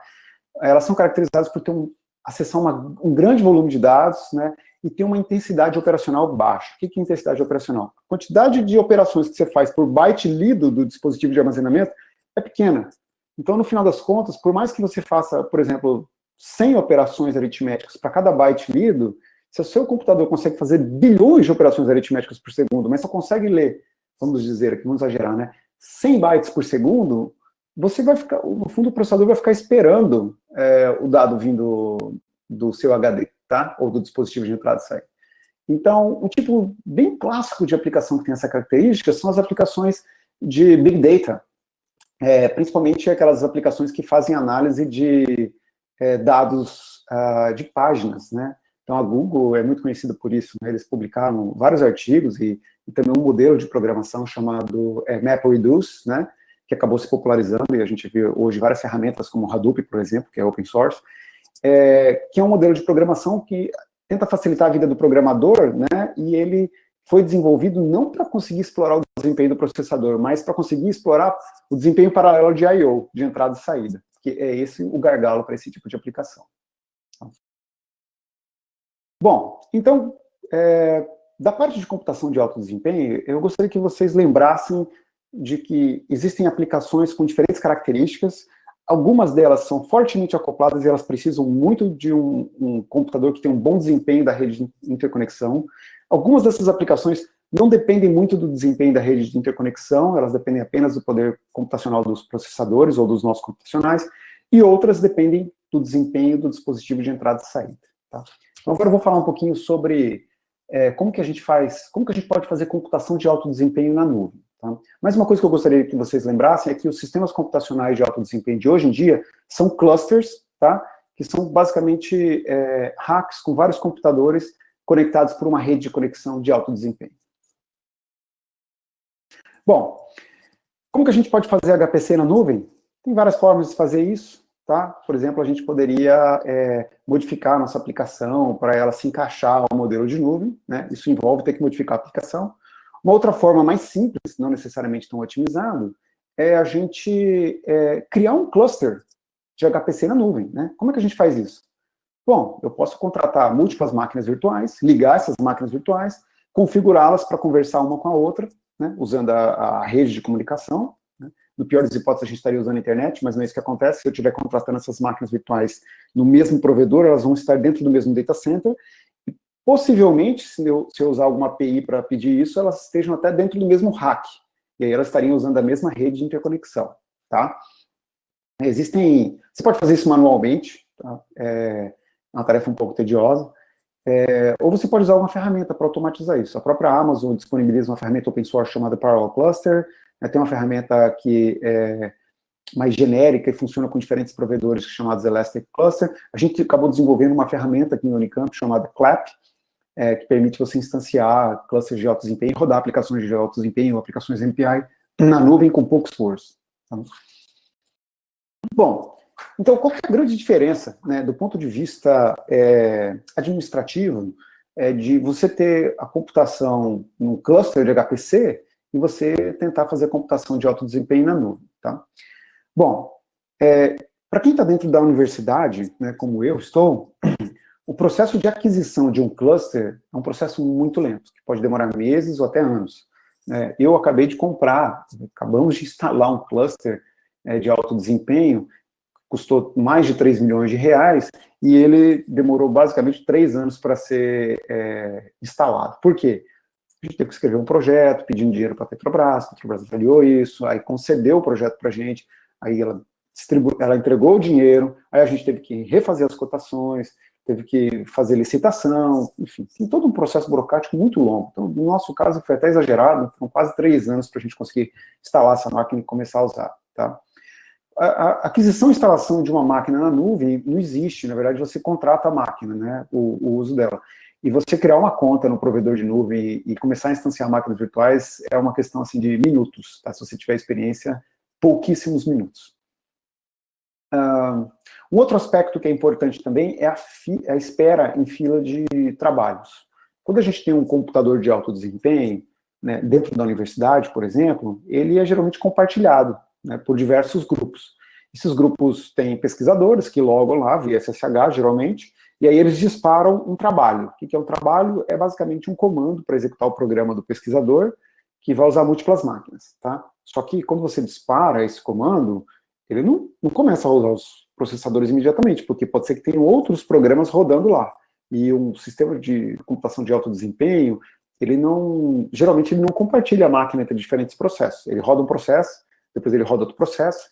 Ele pode até particionar a máquina em conjuntinhos menores e ter filas pequenas para cada uma dessas conjuntinhos, tá? Mas se você tem um processo rodando numa máquina, você não deixa o processo de outro usuário rodar. Então, como é que você faz isso? Você cria uma fila, todo mundo que submete um job, né, ou que tenta iniciar a execução de uma aplicação, ela entra nessa fila, e aí ela espera o primeiro job terminar, o primeiro da fila entra, e assim por diante, tá? Numa época onde a gente tem muitos deadlines de eventos, né, de conferências, os pesquisadores estão desesperados tentando rodar os seus experimentos para coletar resultados, é um monte de gente submetendo jobs e essa máquina fica super sobrecarregada e às vezes você pode demorar dias, né, ou semanas para conseguir acesso à máquina, tá? No caso da nuvem, toda vez que você precisa acessar um cluster, você vai lá e cria o seu cluster e você roda a sua aplicação e depois você destrói o seu cluster. Como o cluster é seu, você tem acesso imediato a ele, você não tem que entrar numa fila e esperar. Tá? Então, o tempo que você tem que esperar é o tempo de você criar o cluster, que é alguns minutos. Provisionamento dinâmico, né? Esse é um outro aspecto muito interessante. Quando você submete um trabalho para um cluster de alto desempenho, você pode até, quando você disparar esse trabalho, você pode falar, eu quero rodar ele numa porcentagem da máquina, 10% da máquina, tá bom. Porque, vamos dizer que dessa forma, você tem uma chance maior de conseguir entrar sair da fila, né, ser selecionado de forma mais rápida. Você começou a rodar e descobriu que, não, na verdade, precisa de mais, porque a quantidade de memória que eu tenho aqui não é suficiente, eu vou ter que aumentar. Bom, você mata esse job, você vai lá e dispara de novo com um pedaço maior. Você até pode fazer isso, mas você está limitado ao tamanho físico da máquina. Porque aumentar o tamanho dessa máquina envolve você comprar mais equipamento, plugar, enfim. É algo realmente muito complexo. Na nuvem computacional, se você precisa de mais máquinas virtuais, né, ou de mais recursos, você simplesmente adiciona. Você liga novas máquinas virtuais, pluga no seu cluster, agora você tem um cluster maior. Tá? Custo de aquisição, de instalação, manutenção e também o que a gente chama de custo de obsolescência, que é muito importante, é muito alto num cluster. Tá? O que é o custo de obsolescência? Você comprou o cluster, você pagou horrores nele, e aí você, daqui 5 anos, ele não vale mais nada. Esse equipamento, ele é um equipamento que quando você liga, a energia que ele gasta é mais cara do que você comprar um computador novo. Então, você não deve nem mais usar essa máquina. Tá? Então, o custo de obsolescência é isso, é o quanto você pagou e depois de tanto tempo que ele deixa de ser útil, né, quanto que valeu, quanto que você gastou, tá? O custo de obsolescência, o custo, né, a somatória desses custos aqui na nuvem é muito baixo, eu não coloquei 0, porque manutenção envolve você ter uma pessoa que vai ficar cuidando da fila do cluster, né, que vai ver se o ar-condicionado está funcionando, ela faz várias coisas. Mas na nuvem é importante você ter um administrador também. Se você não tem um administrador, então você não tem suporte, aí tem diversos outros problemas. Tá? Com o uso inadequado da nuvem pode também trazer gastos inesperados e afins. Então você tem um pouquinho de gasto aqui, mas é um gasto com a mão de obra que está cuidando dos recursos da nuvem para certificar de que ninguém está usando isso de forma errada. Bom, na média, como é que é o custo de tudo isso aqui? Se você tiver um sistema computacional que é utilizado a maior parte do tempo, 100% do tempo, então é possível você ter um cluster que roda dentro da sua universidade ou da sua empresa, que na média ela vai custar mais barato do que a nuvem, tá? O problema é que se você não consegue manter a taxa de utilização desse sistema muito alto, então, eventualmente, custo de obsolescência e outros custos associados, né, a você manter essa máquina, eles vão acabar ficando muito caro e o custo da nuvem computacional vai ser melhor. Tá? Uma coisa que é interessante observar também, quando você compra um cluster de alto desempenho, se você não continuar injetando dinheiro ou investindo na manutenção ou atualização dele, eventualmente essa máquina ela se torna obsoleta e lenta comparada com os mais novos. Enquanto que na nuvem, o provedor está constantemente atualizando o parque computacional, né, e oferecendo as máquinas mais novas, geralmente pelo preço que ele cobrava das máquinas que eram as mais novas há um ano atrás. Tá? Então as máquinas vão ficando mais baratas também, as máquinas antigas. Tá? Para vocês terem uma ideia, tem uma outra coisa muito interessante na nuvem. Existe uma variedade muito grande de recursos computacionais. Então, quando a gente fala de nuvem computacional, a gente não tem só máquinas virtuais, né? A gente tem o conceito de containers. Eu poderia colocar um container Docker lá e pedir para o provedor de nuvem rodar esse container para mim. né? Tem outros tipos de serviços especializados, serviço de armazenamento, de monitoramento, gerência dos recursos, serviço de rede especializado, por exemplo, para HPC, serviço de segurança, né, criptografia. Eu tenho um pós-doc que fez um levantamento, né, do número de serviços, né, em diferentes provedores. Ele olhou para a AWS, para a Google Cloud e para a Microsoft Azure, que é o serviço de nuvem da Microsoft, e ele percebeu que, no total, cada um desses serviços tinham mais do que, quase 50, ou mais do que 50, né, que, olha, a AWS tinha 59 serviços, ou recursos diferentes, a Google Cloud 49, e a Microsoft Azure 56, né, e a quantidade de categorias também é muito grande. Então, em particular, como eu estou interessado em máquinas virtuais para executar aplicações de HPC, eu vou dar um zoom aqui nesse tipo de serviço, tá? Contratar máquinas virtuais, e eu vou fazer isso olhando para a AWS, que tem 7 categorias diferentes. Não são 7 tipos de máquinas virtuais, são 7 categorias, tá? Cada categoria tem um monte de tipo dentro. Tá? Essa tabela aqui, ela mostra um resuminho bem pequeno de máquinas virtuais que você pode contratar na AWS. Ela tem algumas coisas bem interessantes. Então, você pode contratar uma máquina virtual do tipo T3A Nano, tá? Que, basicamente, o que ela vai te oferecer é um sistema computacional que tem 2 vCPUs. vCPU, a gente não pode chamar de core, tá? São mais uma thread. Então, um par de vCPU seria um core da Intel. No caso da AMD, eu não estou muito certo. Então, aqui você teria 2 vCPUs de 2.5 GHz, né, AMD EPYC 7000, você teria só meio gigabyte de RAM, né, mas o custo por hora dessa máquina seria menos do que $0,01 por hora, tá? Menos do que meio centavo de dólar por hora. Tá? Você consegue máquinas melhores, obviamente, né, por preços não tão drásticos. Por exemplo, essa M4 Large tem 16 vCPUs, né, e ela tem um processador Haswell, da Intel, e tem 64 GB de RAM, e custa 80 centavos de dólar por hora, tá? Se você precisa de muita memória, né, você pode contratar uma máquina que tem quase 4 terabytes de memória RAM, né? Você comprar uma máquina que tem 4 terabytes de memória RAM custa muito caro, tá?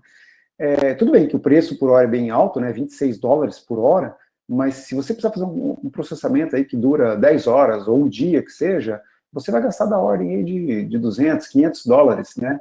Sendo que se você fosse ter que comprar uma máquina dessa para viabilizar o seu processamento, você ia gastar provavelmente aí mais de $1 milhão, tá? Bom, essa outra máquina aqui é muito interessante também, a P3DN 24X Large. Ela tem 96 cores, né? Mas isso aqui não é nada demais. O que ela tem de interessante aqui são 8 GPUs da NVIDIA, modelo V100. Essas GPUs, elas são muito poderosas, né? Elas custam bastante dinheiro. Quando eu fiz esse levantamento, provavelmente um ano atrás, elas custavam da ordem de $10 mil cada uma, tá? Então, assim, só de GPUs aqui nessa máquina tem $80 mil. E se você for construir uma máquina, né, um nó computacional dessa forma aqui, hoje vai custar muito dinheiro. E você pode ter acesso a esse tipo de máquina sem ter que comprar isso por, né, a bagatela aí de $31 por hora. Tá? A pena que o dólar tá bem alto agora, né, mas isso, algum tempo atrás, era bem acessível para a gente aqui. Bom, e aí, né, com todas essas opções, surge uma coisa muito interessante aqui quando a gente fala de HPC na nuvem. No modelo tradicional, quando você tem o seu cluster, você tem que modificar a sua aplicação de computação de alto desempenho para ela funcionar bem no seu cluster.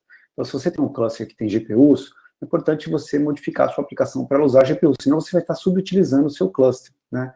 Só que modificar aplicações não é algo trivial. Tem um custo muito alto de salário de programador, depuração, né? Então, é um problema isso. No caso da nuvem, você pode projetar o seu cluster para se encaixar com as necessidades da sua aplicação. Então, se você tem uma aplicação que precisa de mais memória, mas não é programada para usar GPU, você pode simplesmente fazer um cluster que tem mais memória e que não tem GPU. Você não vai precisar pagar pela GPU. Então, o grande tchan da nuvem é que você pode configurar o sistema computacional, né, de forma que ele se encaixe muito bem na sua aplicação, oferecendo tudo aquilo que ela precisa, né, sem cobrar aquilo que ela não usa. Vou dar um exemplo para vocês aqui, né, de resultado que a gente obteve, né. Então, a gente implementou uma aplicação de processamento sísmico para rodar na nuvem, né, usando um modelo de programação que a gente criou, e essa aplicação, ela usa GPUs, tá? A gente roda ela aqui no primeiro caso só com uma máquina, com uma única GPU, e ela demorou para o processamento, a gente estimou, a gente não deixou ela terminar de rodar, tá? Mas a gente pegou, a gente sabia o volume de trabalho, né, era bem estável a computação, então a gente estimou que ela ia demorar 5,7 dias, né? Como era uma única GPU, o preço não era muito grande, mas como ela demorava 5,7 dias, ia custar $420, tá? Com o nosso modelo de programação, a gente pode paralelizar essa aplicação, e o legal dele é que você, como ele tem tolerância a falhas, você pode usar máquinas que são mais baratas na Amazon para você fazer o processamento. Essas máquinas, elas são mais baratas porque a Amazon, se ela precisar da máquina, ela toma de volta, né, sem te dar satisfação nenhuma. Ela simplesmente desliga a sua máquina e ela pega a máquina de volta para ela, tá? Ela cobra muito mais barato por isso, mas aí a sua aplicação tem que estar preparada para lidar com esse tipo de problema, né, com ou com falhas, tá? Então, como o nosso modelo de programação permite isso, a gente conseguiu rodar, e aí o que a gente fez foi, a gente foi adicionando trabalhadores, né, nesse modelo de programação, o custo cai drasticamente, né, até o ponto onde com 5 trabalhadores, que são 5 máquinas com 8 GPUs cada, custou para a gente, demorou 3 horas em vez de 5 dias, né, e custou $140 para rodar essa aplicação, tá? Lembrando que o custo é tempo de execução multiplicado pelo preço, e o preço é o preço de cada máquina multiplicado pelo número de máquinas que eu tenho, tá? Bom, essa área amarela aqui é o custo que está associado ao processamento, tá? A área verde é o custo que está associado a fazer boot nas máquinas, a área vermelha é o custo de boot, e a área verde é o custo de inicialização de cada uma das máquinas, que é uma inicialização da aplicação. Então, à medida que a gente coloca mais máquinas, a gente vai pagando mais caro pelo boot, porque a gente tem mais máquinas fazendo o processo de boot, a inicialização fica mais cara, mas o custo de processamento ele se mantém o mesmo, porque apesar de eu estar aumentando o número de máquinas, eu estou diminuindo o tempo de execução na mesma proporção. Então, o custo ele fica constante, custo de processamento, tá?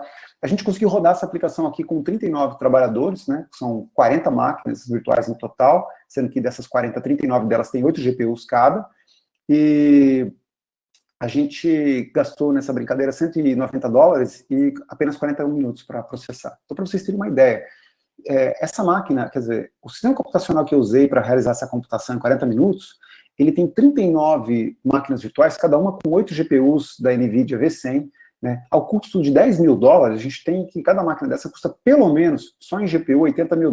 Multiplica isso por 39, vocês vão ter uma ideia de qual que é o custo mínimo, né, que um sistema computacional dessa magnitude teria, né? A gente está falando da hora aí de mais de 3 milhões de dólares só de GPU. É claro que o sistema computacional custa muito mais caro, você tem que ter CPU, memória, tecnologia de interconexão de alto desempenho, você tem que ter um ar-condicionado de precisão, você tem que ter um prédio, a infraestrutura é muito maior do que apenas a GPU.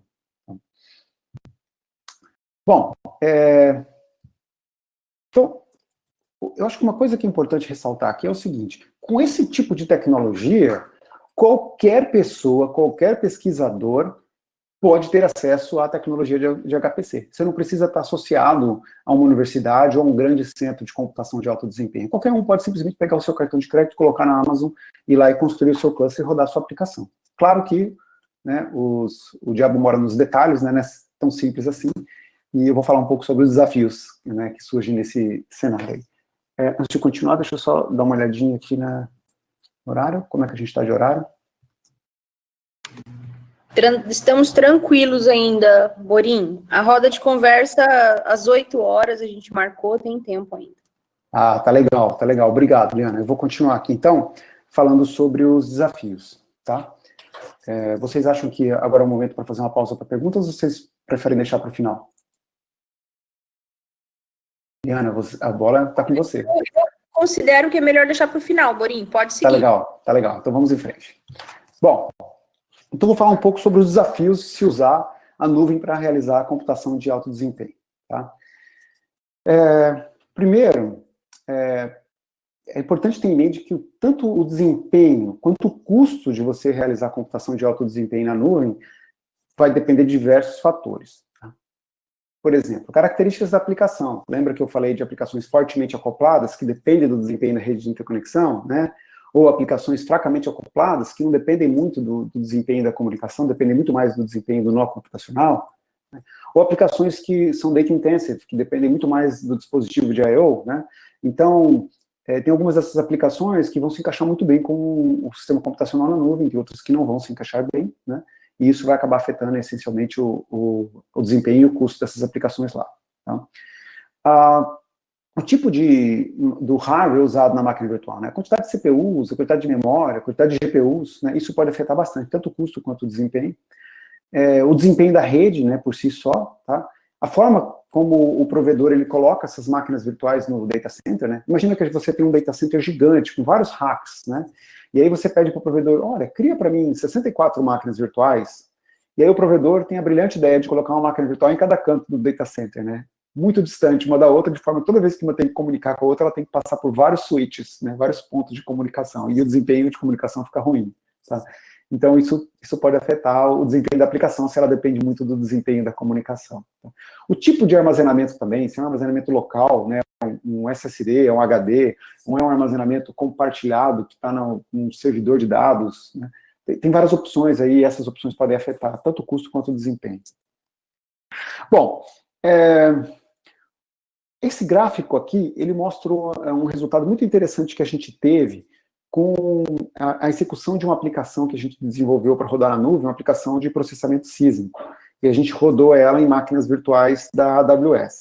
Nesse caso em particular, a gente rodou uma entrada pequena, então a gente, para não gastar muito dinheiro, né, a gente pegou a aplicação, colocou uma entrada pequena, e a gente rodou ela em vários tipos de máquinas virtuais diferentes, tá? E aí, para cada tipo, a gente plotou esse gráfico aqui, né, a gente plota um ponto no gráfico. Por exemplo, esse ponto aqui em cima, o D2 4x large, né, ele representa a execução dessa aplicação numa máquina virtual desse tipo. E esse ponto, ele tem duas informações aqui no gráfico. No eixo X, a gente tem o tempo de execução, vocês vão perceber que está entre 3.000 e 3.500 segundos, tá? Então, foi uma máquina virtual que rodou de forma muito lenta a nossa aplicação, né? Vocês vão perceber que a maior parte das outras máquinas virtuais rodaram em menos tempo, né? Tem uma aqui que roda na ordem de 500 segundos. E essa máquina virtual aqui, a D2 4x large, ela também teve um custo muito alto, ela custou $3, tá? Apesar do preço dela não ser tão alto. Um dos fatores que fez com que o custo dela fosse muito alto é porque o tempo de execução dela é muito alto. Então, você multiplicando um tempo de execução muito alto por um preço, mesmo que ele não seja tão alto, vai fazer com que o custo seja alto, tá? Ao mesmo tempo, a gente tem uma C5 18x large, que tem um preço maior do que aquela D2. Tá bom. Bom, pessoal, como teve uma interrupção aí na transmissão, eu não sei exatamente onde eu parei, eu vou voltar um pouquinho para a gente não perder essa parte aqui, tá? Então, anterior, eu tinha falado um pouco sobre a importância da gente escolher um recurso computacional apropriado para a aplicação, né? E aí eu comecei a falar um pouco sobre como o custo, né, como o preço, perdão, de um recurso computacional, ele pode variar com o tempo. Né? Se você está contratando um recurso computacional com uma máquina virtual no modelo spot, que é bem mais barato, né, aquele modelo onde o provedor pode tomar a máquina de volta quando ele quiser, o preço ele varia em função da demanda. Né? Se tiver mais clientes competindo por esse tipo de serviço, a Amazon vai aumentando o preço, né, até, obviamente, chegar no preço do outro modelo, que é o modelo onde você contrata e o recurso é seu, ela não vai tomar de você. Tá? O problema é que, como esse recurso, o preço dele varia, se você tomar uma decisão baseada no preço instantâneo, essa decisão, nesse momento, pode fazer sentido, né? Ou seja, o custo de processamento vai ser mais barato, a previsão, né? Mas se o preço mudar, talvez faça sentido você também mudar de recurso computacional, tá? Então é importante você continuar monitorando o preço dos recursos computacionais ou dos serviços que você está usando, tá? Por fim, tem outra coisa que pode mudar também, o desempenho do recurso computacional. Quando você contrata uma máquina virtual, como eu falei lá atrás, essa máquina virtual na verdade, um pedacinho de uma máquina física, né? O problema é que as tecnologias de virtualização, elas não conseguem segmentar integralmente a máquina física. Apesar, por exemplo, do provedor conseguir dizer, não, esse core é seu, né, e isso é seu mesmo, não vai ter outro processo de outro usuário rodando ali, ele não consegue dizer que esse pedaço da cache é seu. Então, se tiver uma outra máquina virtual rodando na mesma máquina e ela está consumindo muita cache, né, ela está fazendo muita coisa da memória, eventualmente ela está jogando as suas coisas que estavam na cache fora. Então, se tiver um outro processo ali que demanda muito cache e o seu processo também demanda muito cache, você vai ser prejudicado, tá? E esse gráfico aqui, ele está mostrando uma situação dessa, né? Esse aqui, um aluno de doutorado meu, ele rodou uma aplicação de alto desempenho na nuvem, né?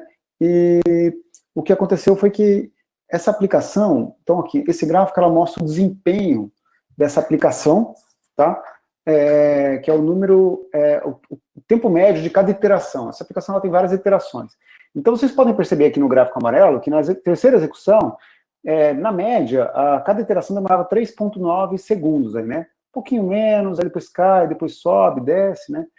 A primeira execução que o meu aluno fez, né, era o mesmo tipo de máquina virtual. Foi uma instância diferente, né? Ou seja, ela caiu numa máquina física do data center provavelmente diferente dessa, e como é que ela rodou de forma mais lenta? Vocês estão vendo aqui que ela está gastando da ordem de 4,3 a 4,4 segundos por iteração.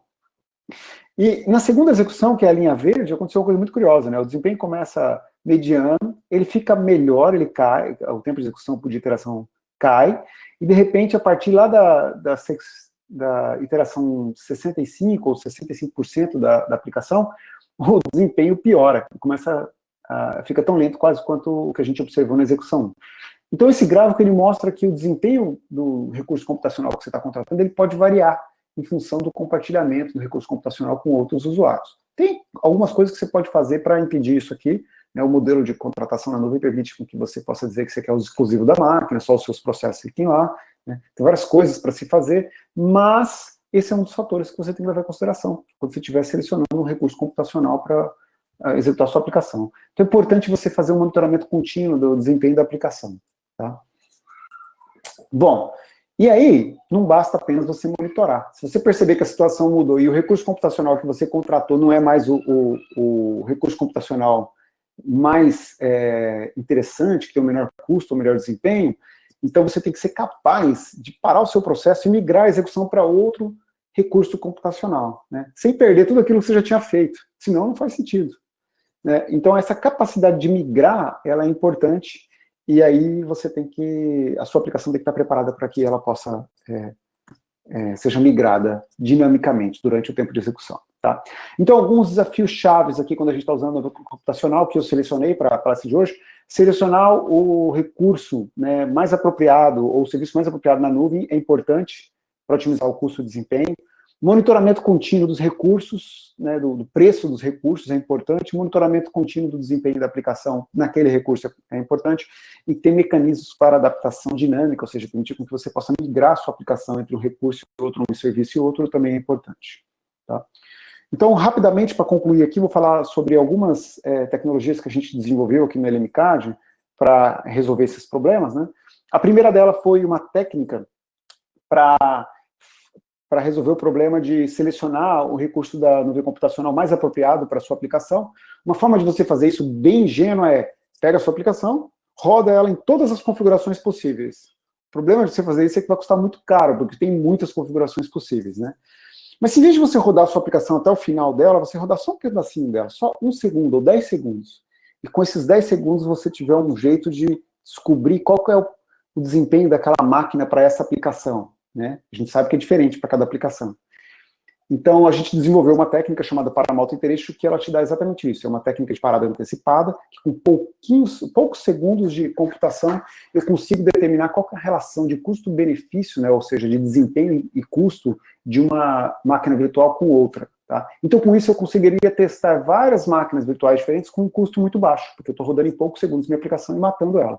Uma vez que eu descobri qual é o melhor recurso, eu poderia disparar a execução lá.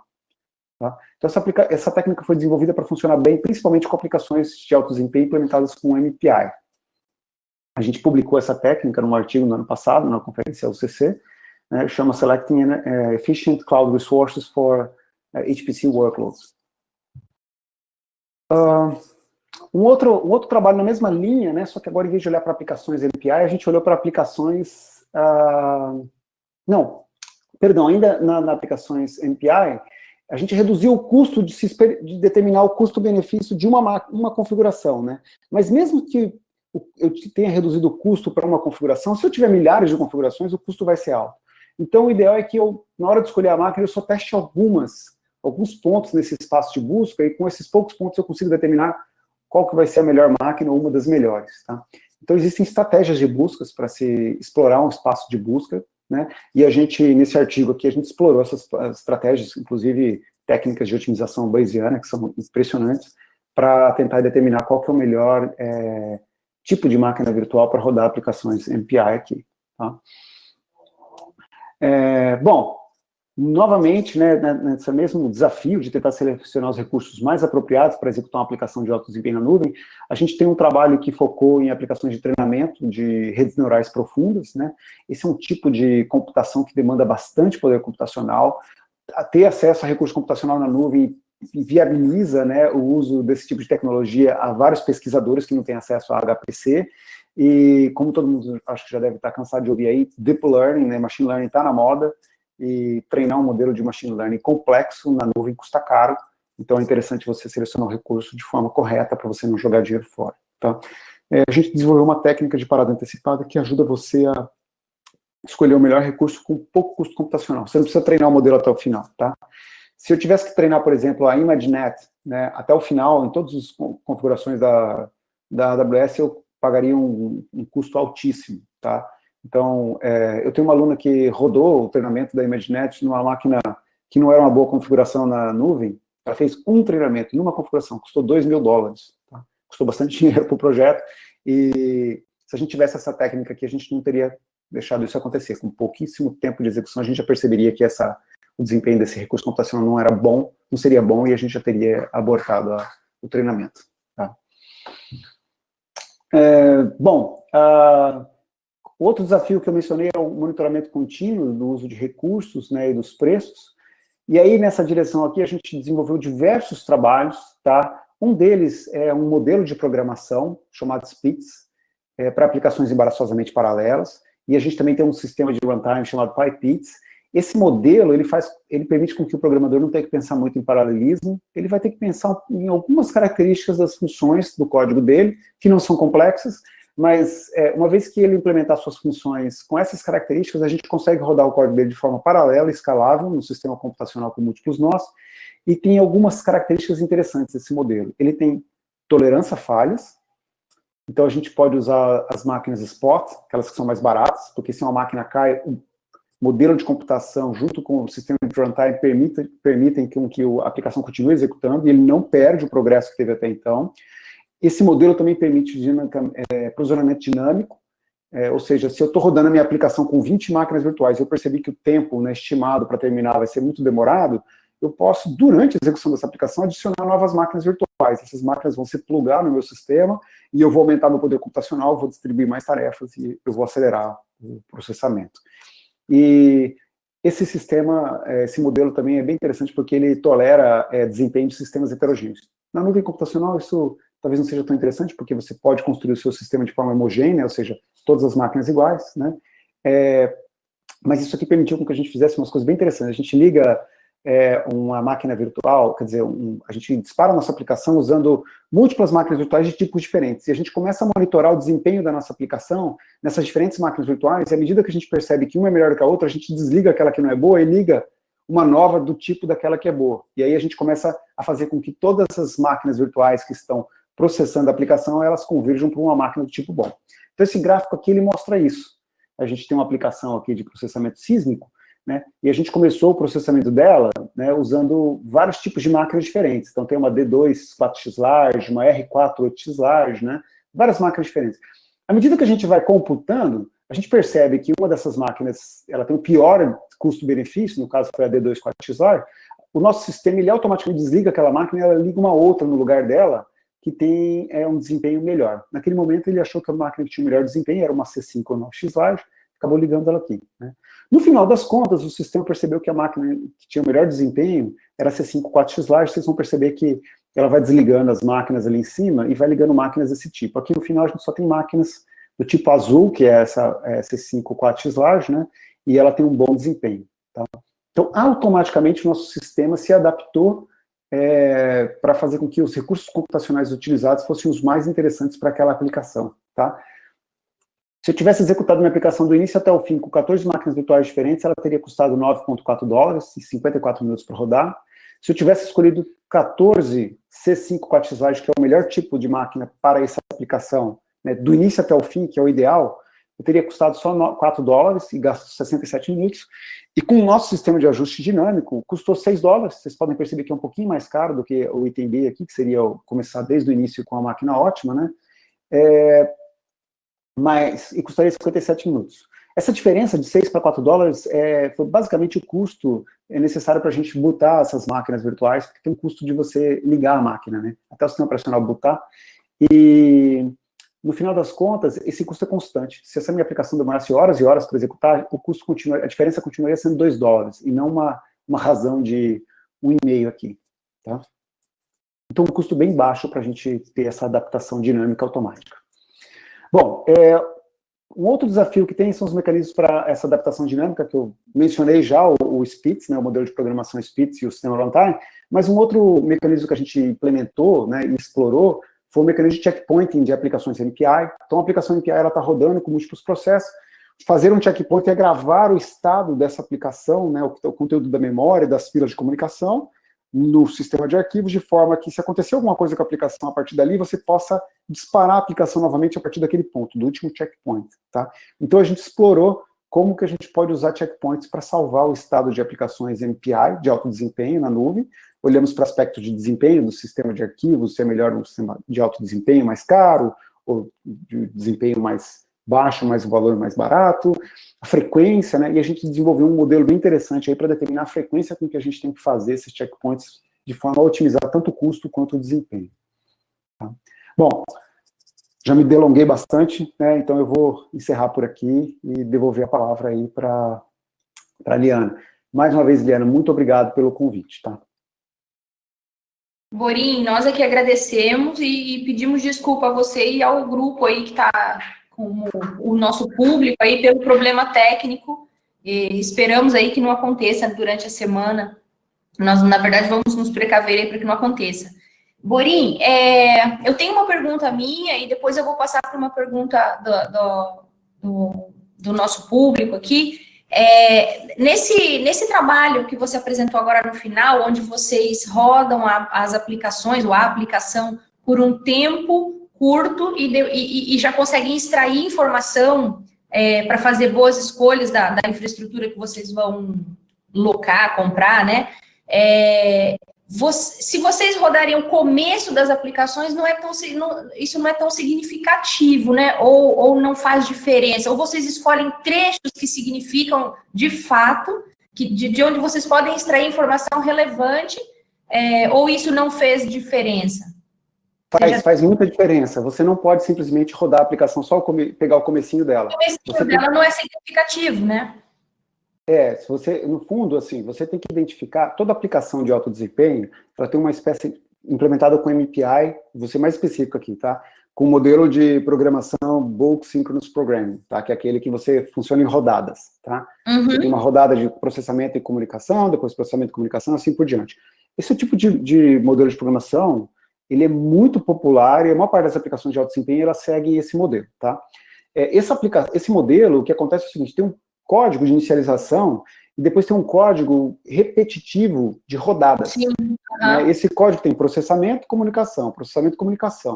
Esse ciclo, né, de rodadas, a gente chama de Paramount Iteration. Então, assim, em essência, você tem que identificar Paramount Iteration da aplicação e aí você coloca um marcador lá, você tem que colocar esse marcador, tá? E aí, com esse marcador, a gente consegue, com pouquíssimas Paramount Iterations, determinar qual é a relação de desempenho daquela máquina. Perfeito. E é mais do que isso, olha que interessante. As Paramount Iterations não precisam ser estáveis, não precisa executar sempre no mesmo tempo. Ela pode variar, desde que ela seja determinística.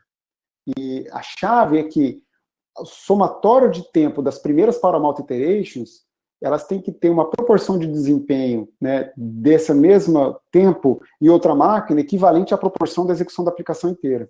E a gente percebeu que para a maior parte das aplicações que a gente executa é isso que acontece. Então, com pouquinhos Paramount Iterations, a gente já consegue estimar o desempenho, ou pelo menos a relação de desempenho da aplicação como um todo em dois sistemas computacionais diferentes. Legal, muito bom, perfeito. E, Borim, uma outra pergunta que a gente consegue enxergar por exemplo, um espaço para pesquisa muito legal nessa área que vocês estão explorando, né? Eu só fico me perguntando se as empresas que estão, na verdade, lucram exatamente com as nossas más escolhas, né? Ou seja, eles lucram com más escolhas dos seus clientes. Eles têm interesse em que, em algum momento você vê que eles terão interesse em oferecer isso para o cliente, ou seja, oferecer uma estrutura adequada que leve em consideração o custo-benefício para o cliente, ou isso sempre vai partir da pesquisa, né? Ou seja, a gente vai ter que oferecer isso e não sei quem vai querer implementar isso no nível comercial. Como que você vê a tendência de uso disso? Ou vai ficar no nível de pesquisa? Como que você enxerga? Eu acho que é uma relação muito delicada, né? Porque tem interesses conflitantes, né? De um lado, o provedor, ele quer que você gaste mais, né? É assim que ele vai lucrar, né? Por outro lado, também como provedor, ele quer que você esteja feliz com o serviço que eles oferecem, para você não migrar. Feliz, né? Lógico. Se outro oferecer, Exato. oferecer isso. Isso. A nossa experiência com a Amazon mesmo, ela é muito positiva nesse sentido, sabe? Por exemplo, teve uma vez que eu tive um aluno que deixou, acho que 10 máquinas virtuais dessas que têm um preço altíssimo ligadas durante 2 dias. E aí gerou um custo de $1.000 ou alguma coisa assim, e um custo de $1.000 para um sistema computacional que a gente não usou, a gente não executou nada lá, né? Então eu mandei um e-mail para o pessoal da Amazon explicando a situação, pedindo desculpa, e eles devolveram o dinheiro. Eles simplesmente falaram, não, tudo bem, ok. Aí eles pediram para a gente tomar algumas ações para não deixar mais isso acontecer, né? O que aconteceu é que o meu grupo acabou desenvolvendo um sistema de cotas e de monitoramento da nossa conta de nuvem computacional. Exatamente. Então a gente sabe quem está gastando, quando passa de um certo limiar, manda mensagem para mim, manda mensagem para o usuário. Então a gente desenvolveu um sistema. É uma das coisas que a gente acabou fazendo dentro do laboratório. Legal. A Maria Elisa fez uma pergunta no chat sobre desvantagens do uso de computação na nuvem para HPC, porque a gente falou bastante de vantagens aqui na palestra. Você vê desvantagens também? Tem, assim, eu não coloco como desvantagem, porque eu vejo as desvantagens como desafios que a gente tem que superar, tá? Mas hoje, né, assim, se você me perguntar quais são os principais problemas que pode impedir com que alguém acabe optando por esse tipo de serviço, o primeiro deles, segurança. Então, se você tem um dado que é sensível, por exemplo, você tem DNA de clientes, tá? Isso é um tipo de informação que é super sensível. Você não pode, por exemplo, pelos tratados entre os países, você não pode pegar DNA, né, o sequenciamento genético de uma pessoa lá da Inglaterra e trazer para cá para fazer pesquisa. Você tem que processar lá, não pode sair do país deles, entendeu?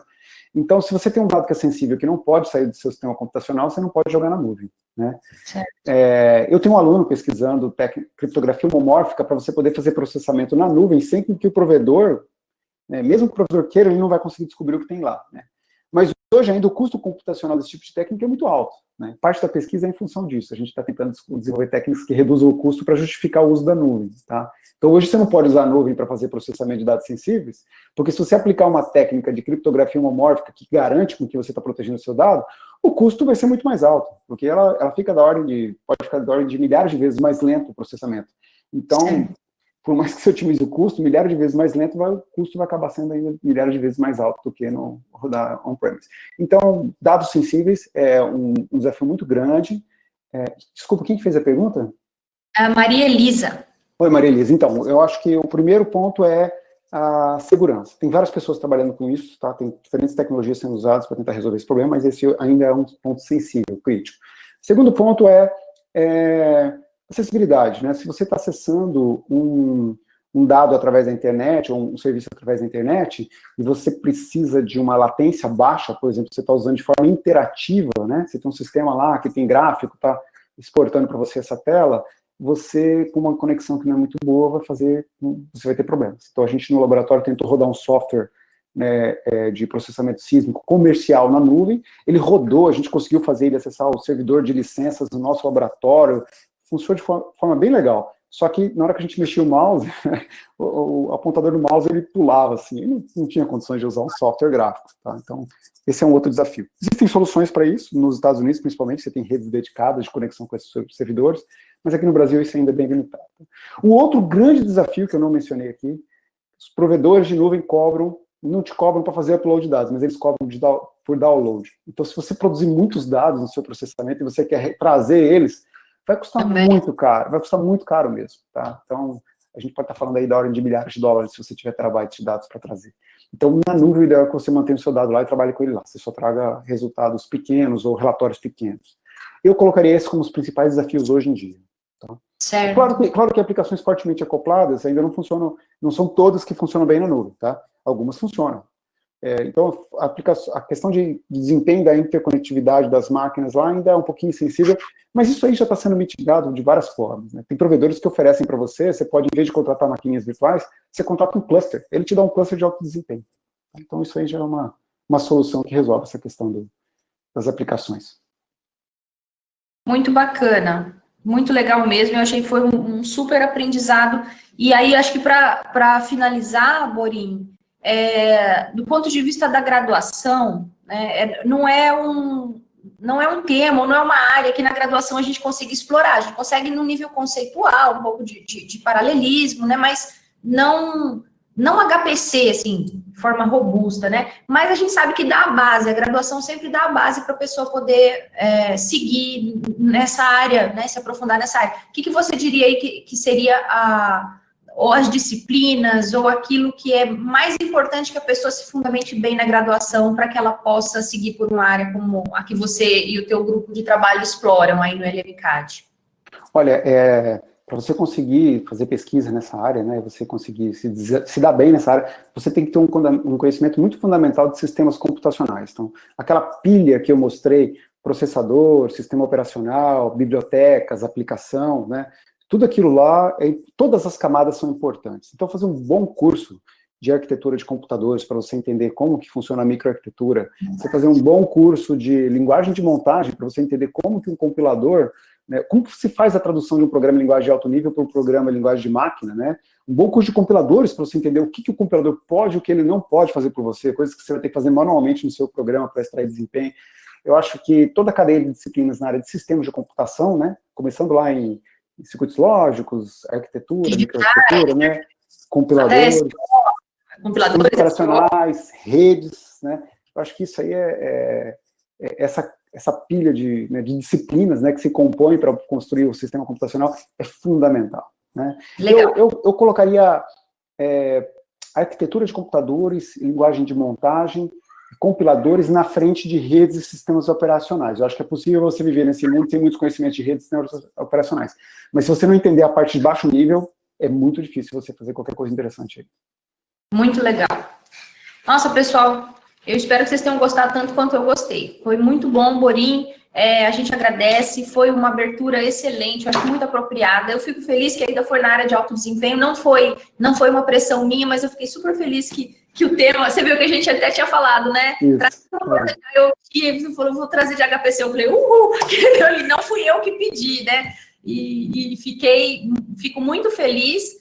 E nós agradecemos imensamente, Borim. E te convidamos aí para participar ou para passar o link para os teus alunos lá, se quiser, né, dividir aí. Vai ter atividades noturnas que não atrapalham a graduação, né, diurna lá. Então, fique à vontade aí por divulgar também a Semana da Computação, que a gente vai ter um monte de coisas legais durante a semana. E, inclusive, o Tadeu vai falar com a gente na quarta-feira, à tarde. E ele vai falar sobre o Santos Dumont, ele vai falar sobre a HPC. Eu vi. Você viu? É ótimo, eu acho que vocês vão se divertir bastante, vai ser uma palestra muito legal. Vai ser muito bom. Vocês estão de parabéns, viu? Está muito legal a programação de vocês. Eu espero que todo mundo possa aproveitar. Espero que a minha palestra tenha sido interessante, né, para vocês. E é isso, vou desejar a todo mundo sucesso aí, um bom proveito na Semana de Computação e também na Escola Regional de Alto Desempenho de vocês. Obrigada, muito obrigada. Eu que agradeço, Liana. Um beijão para você. Muito obrigado. Dá um beijo nas crianças. Pode deixar. Até mais, pessoal. Tchau, tchau.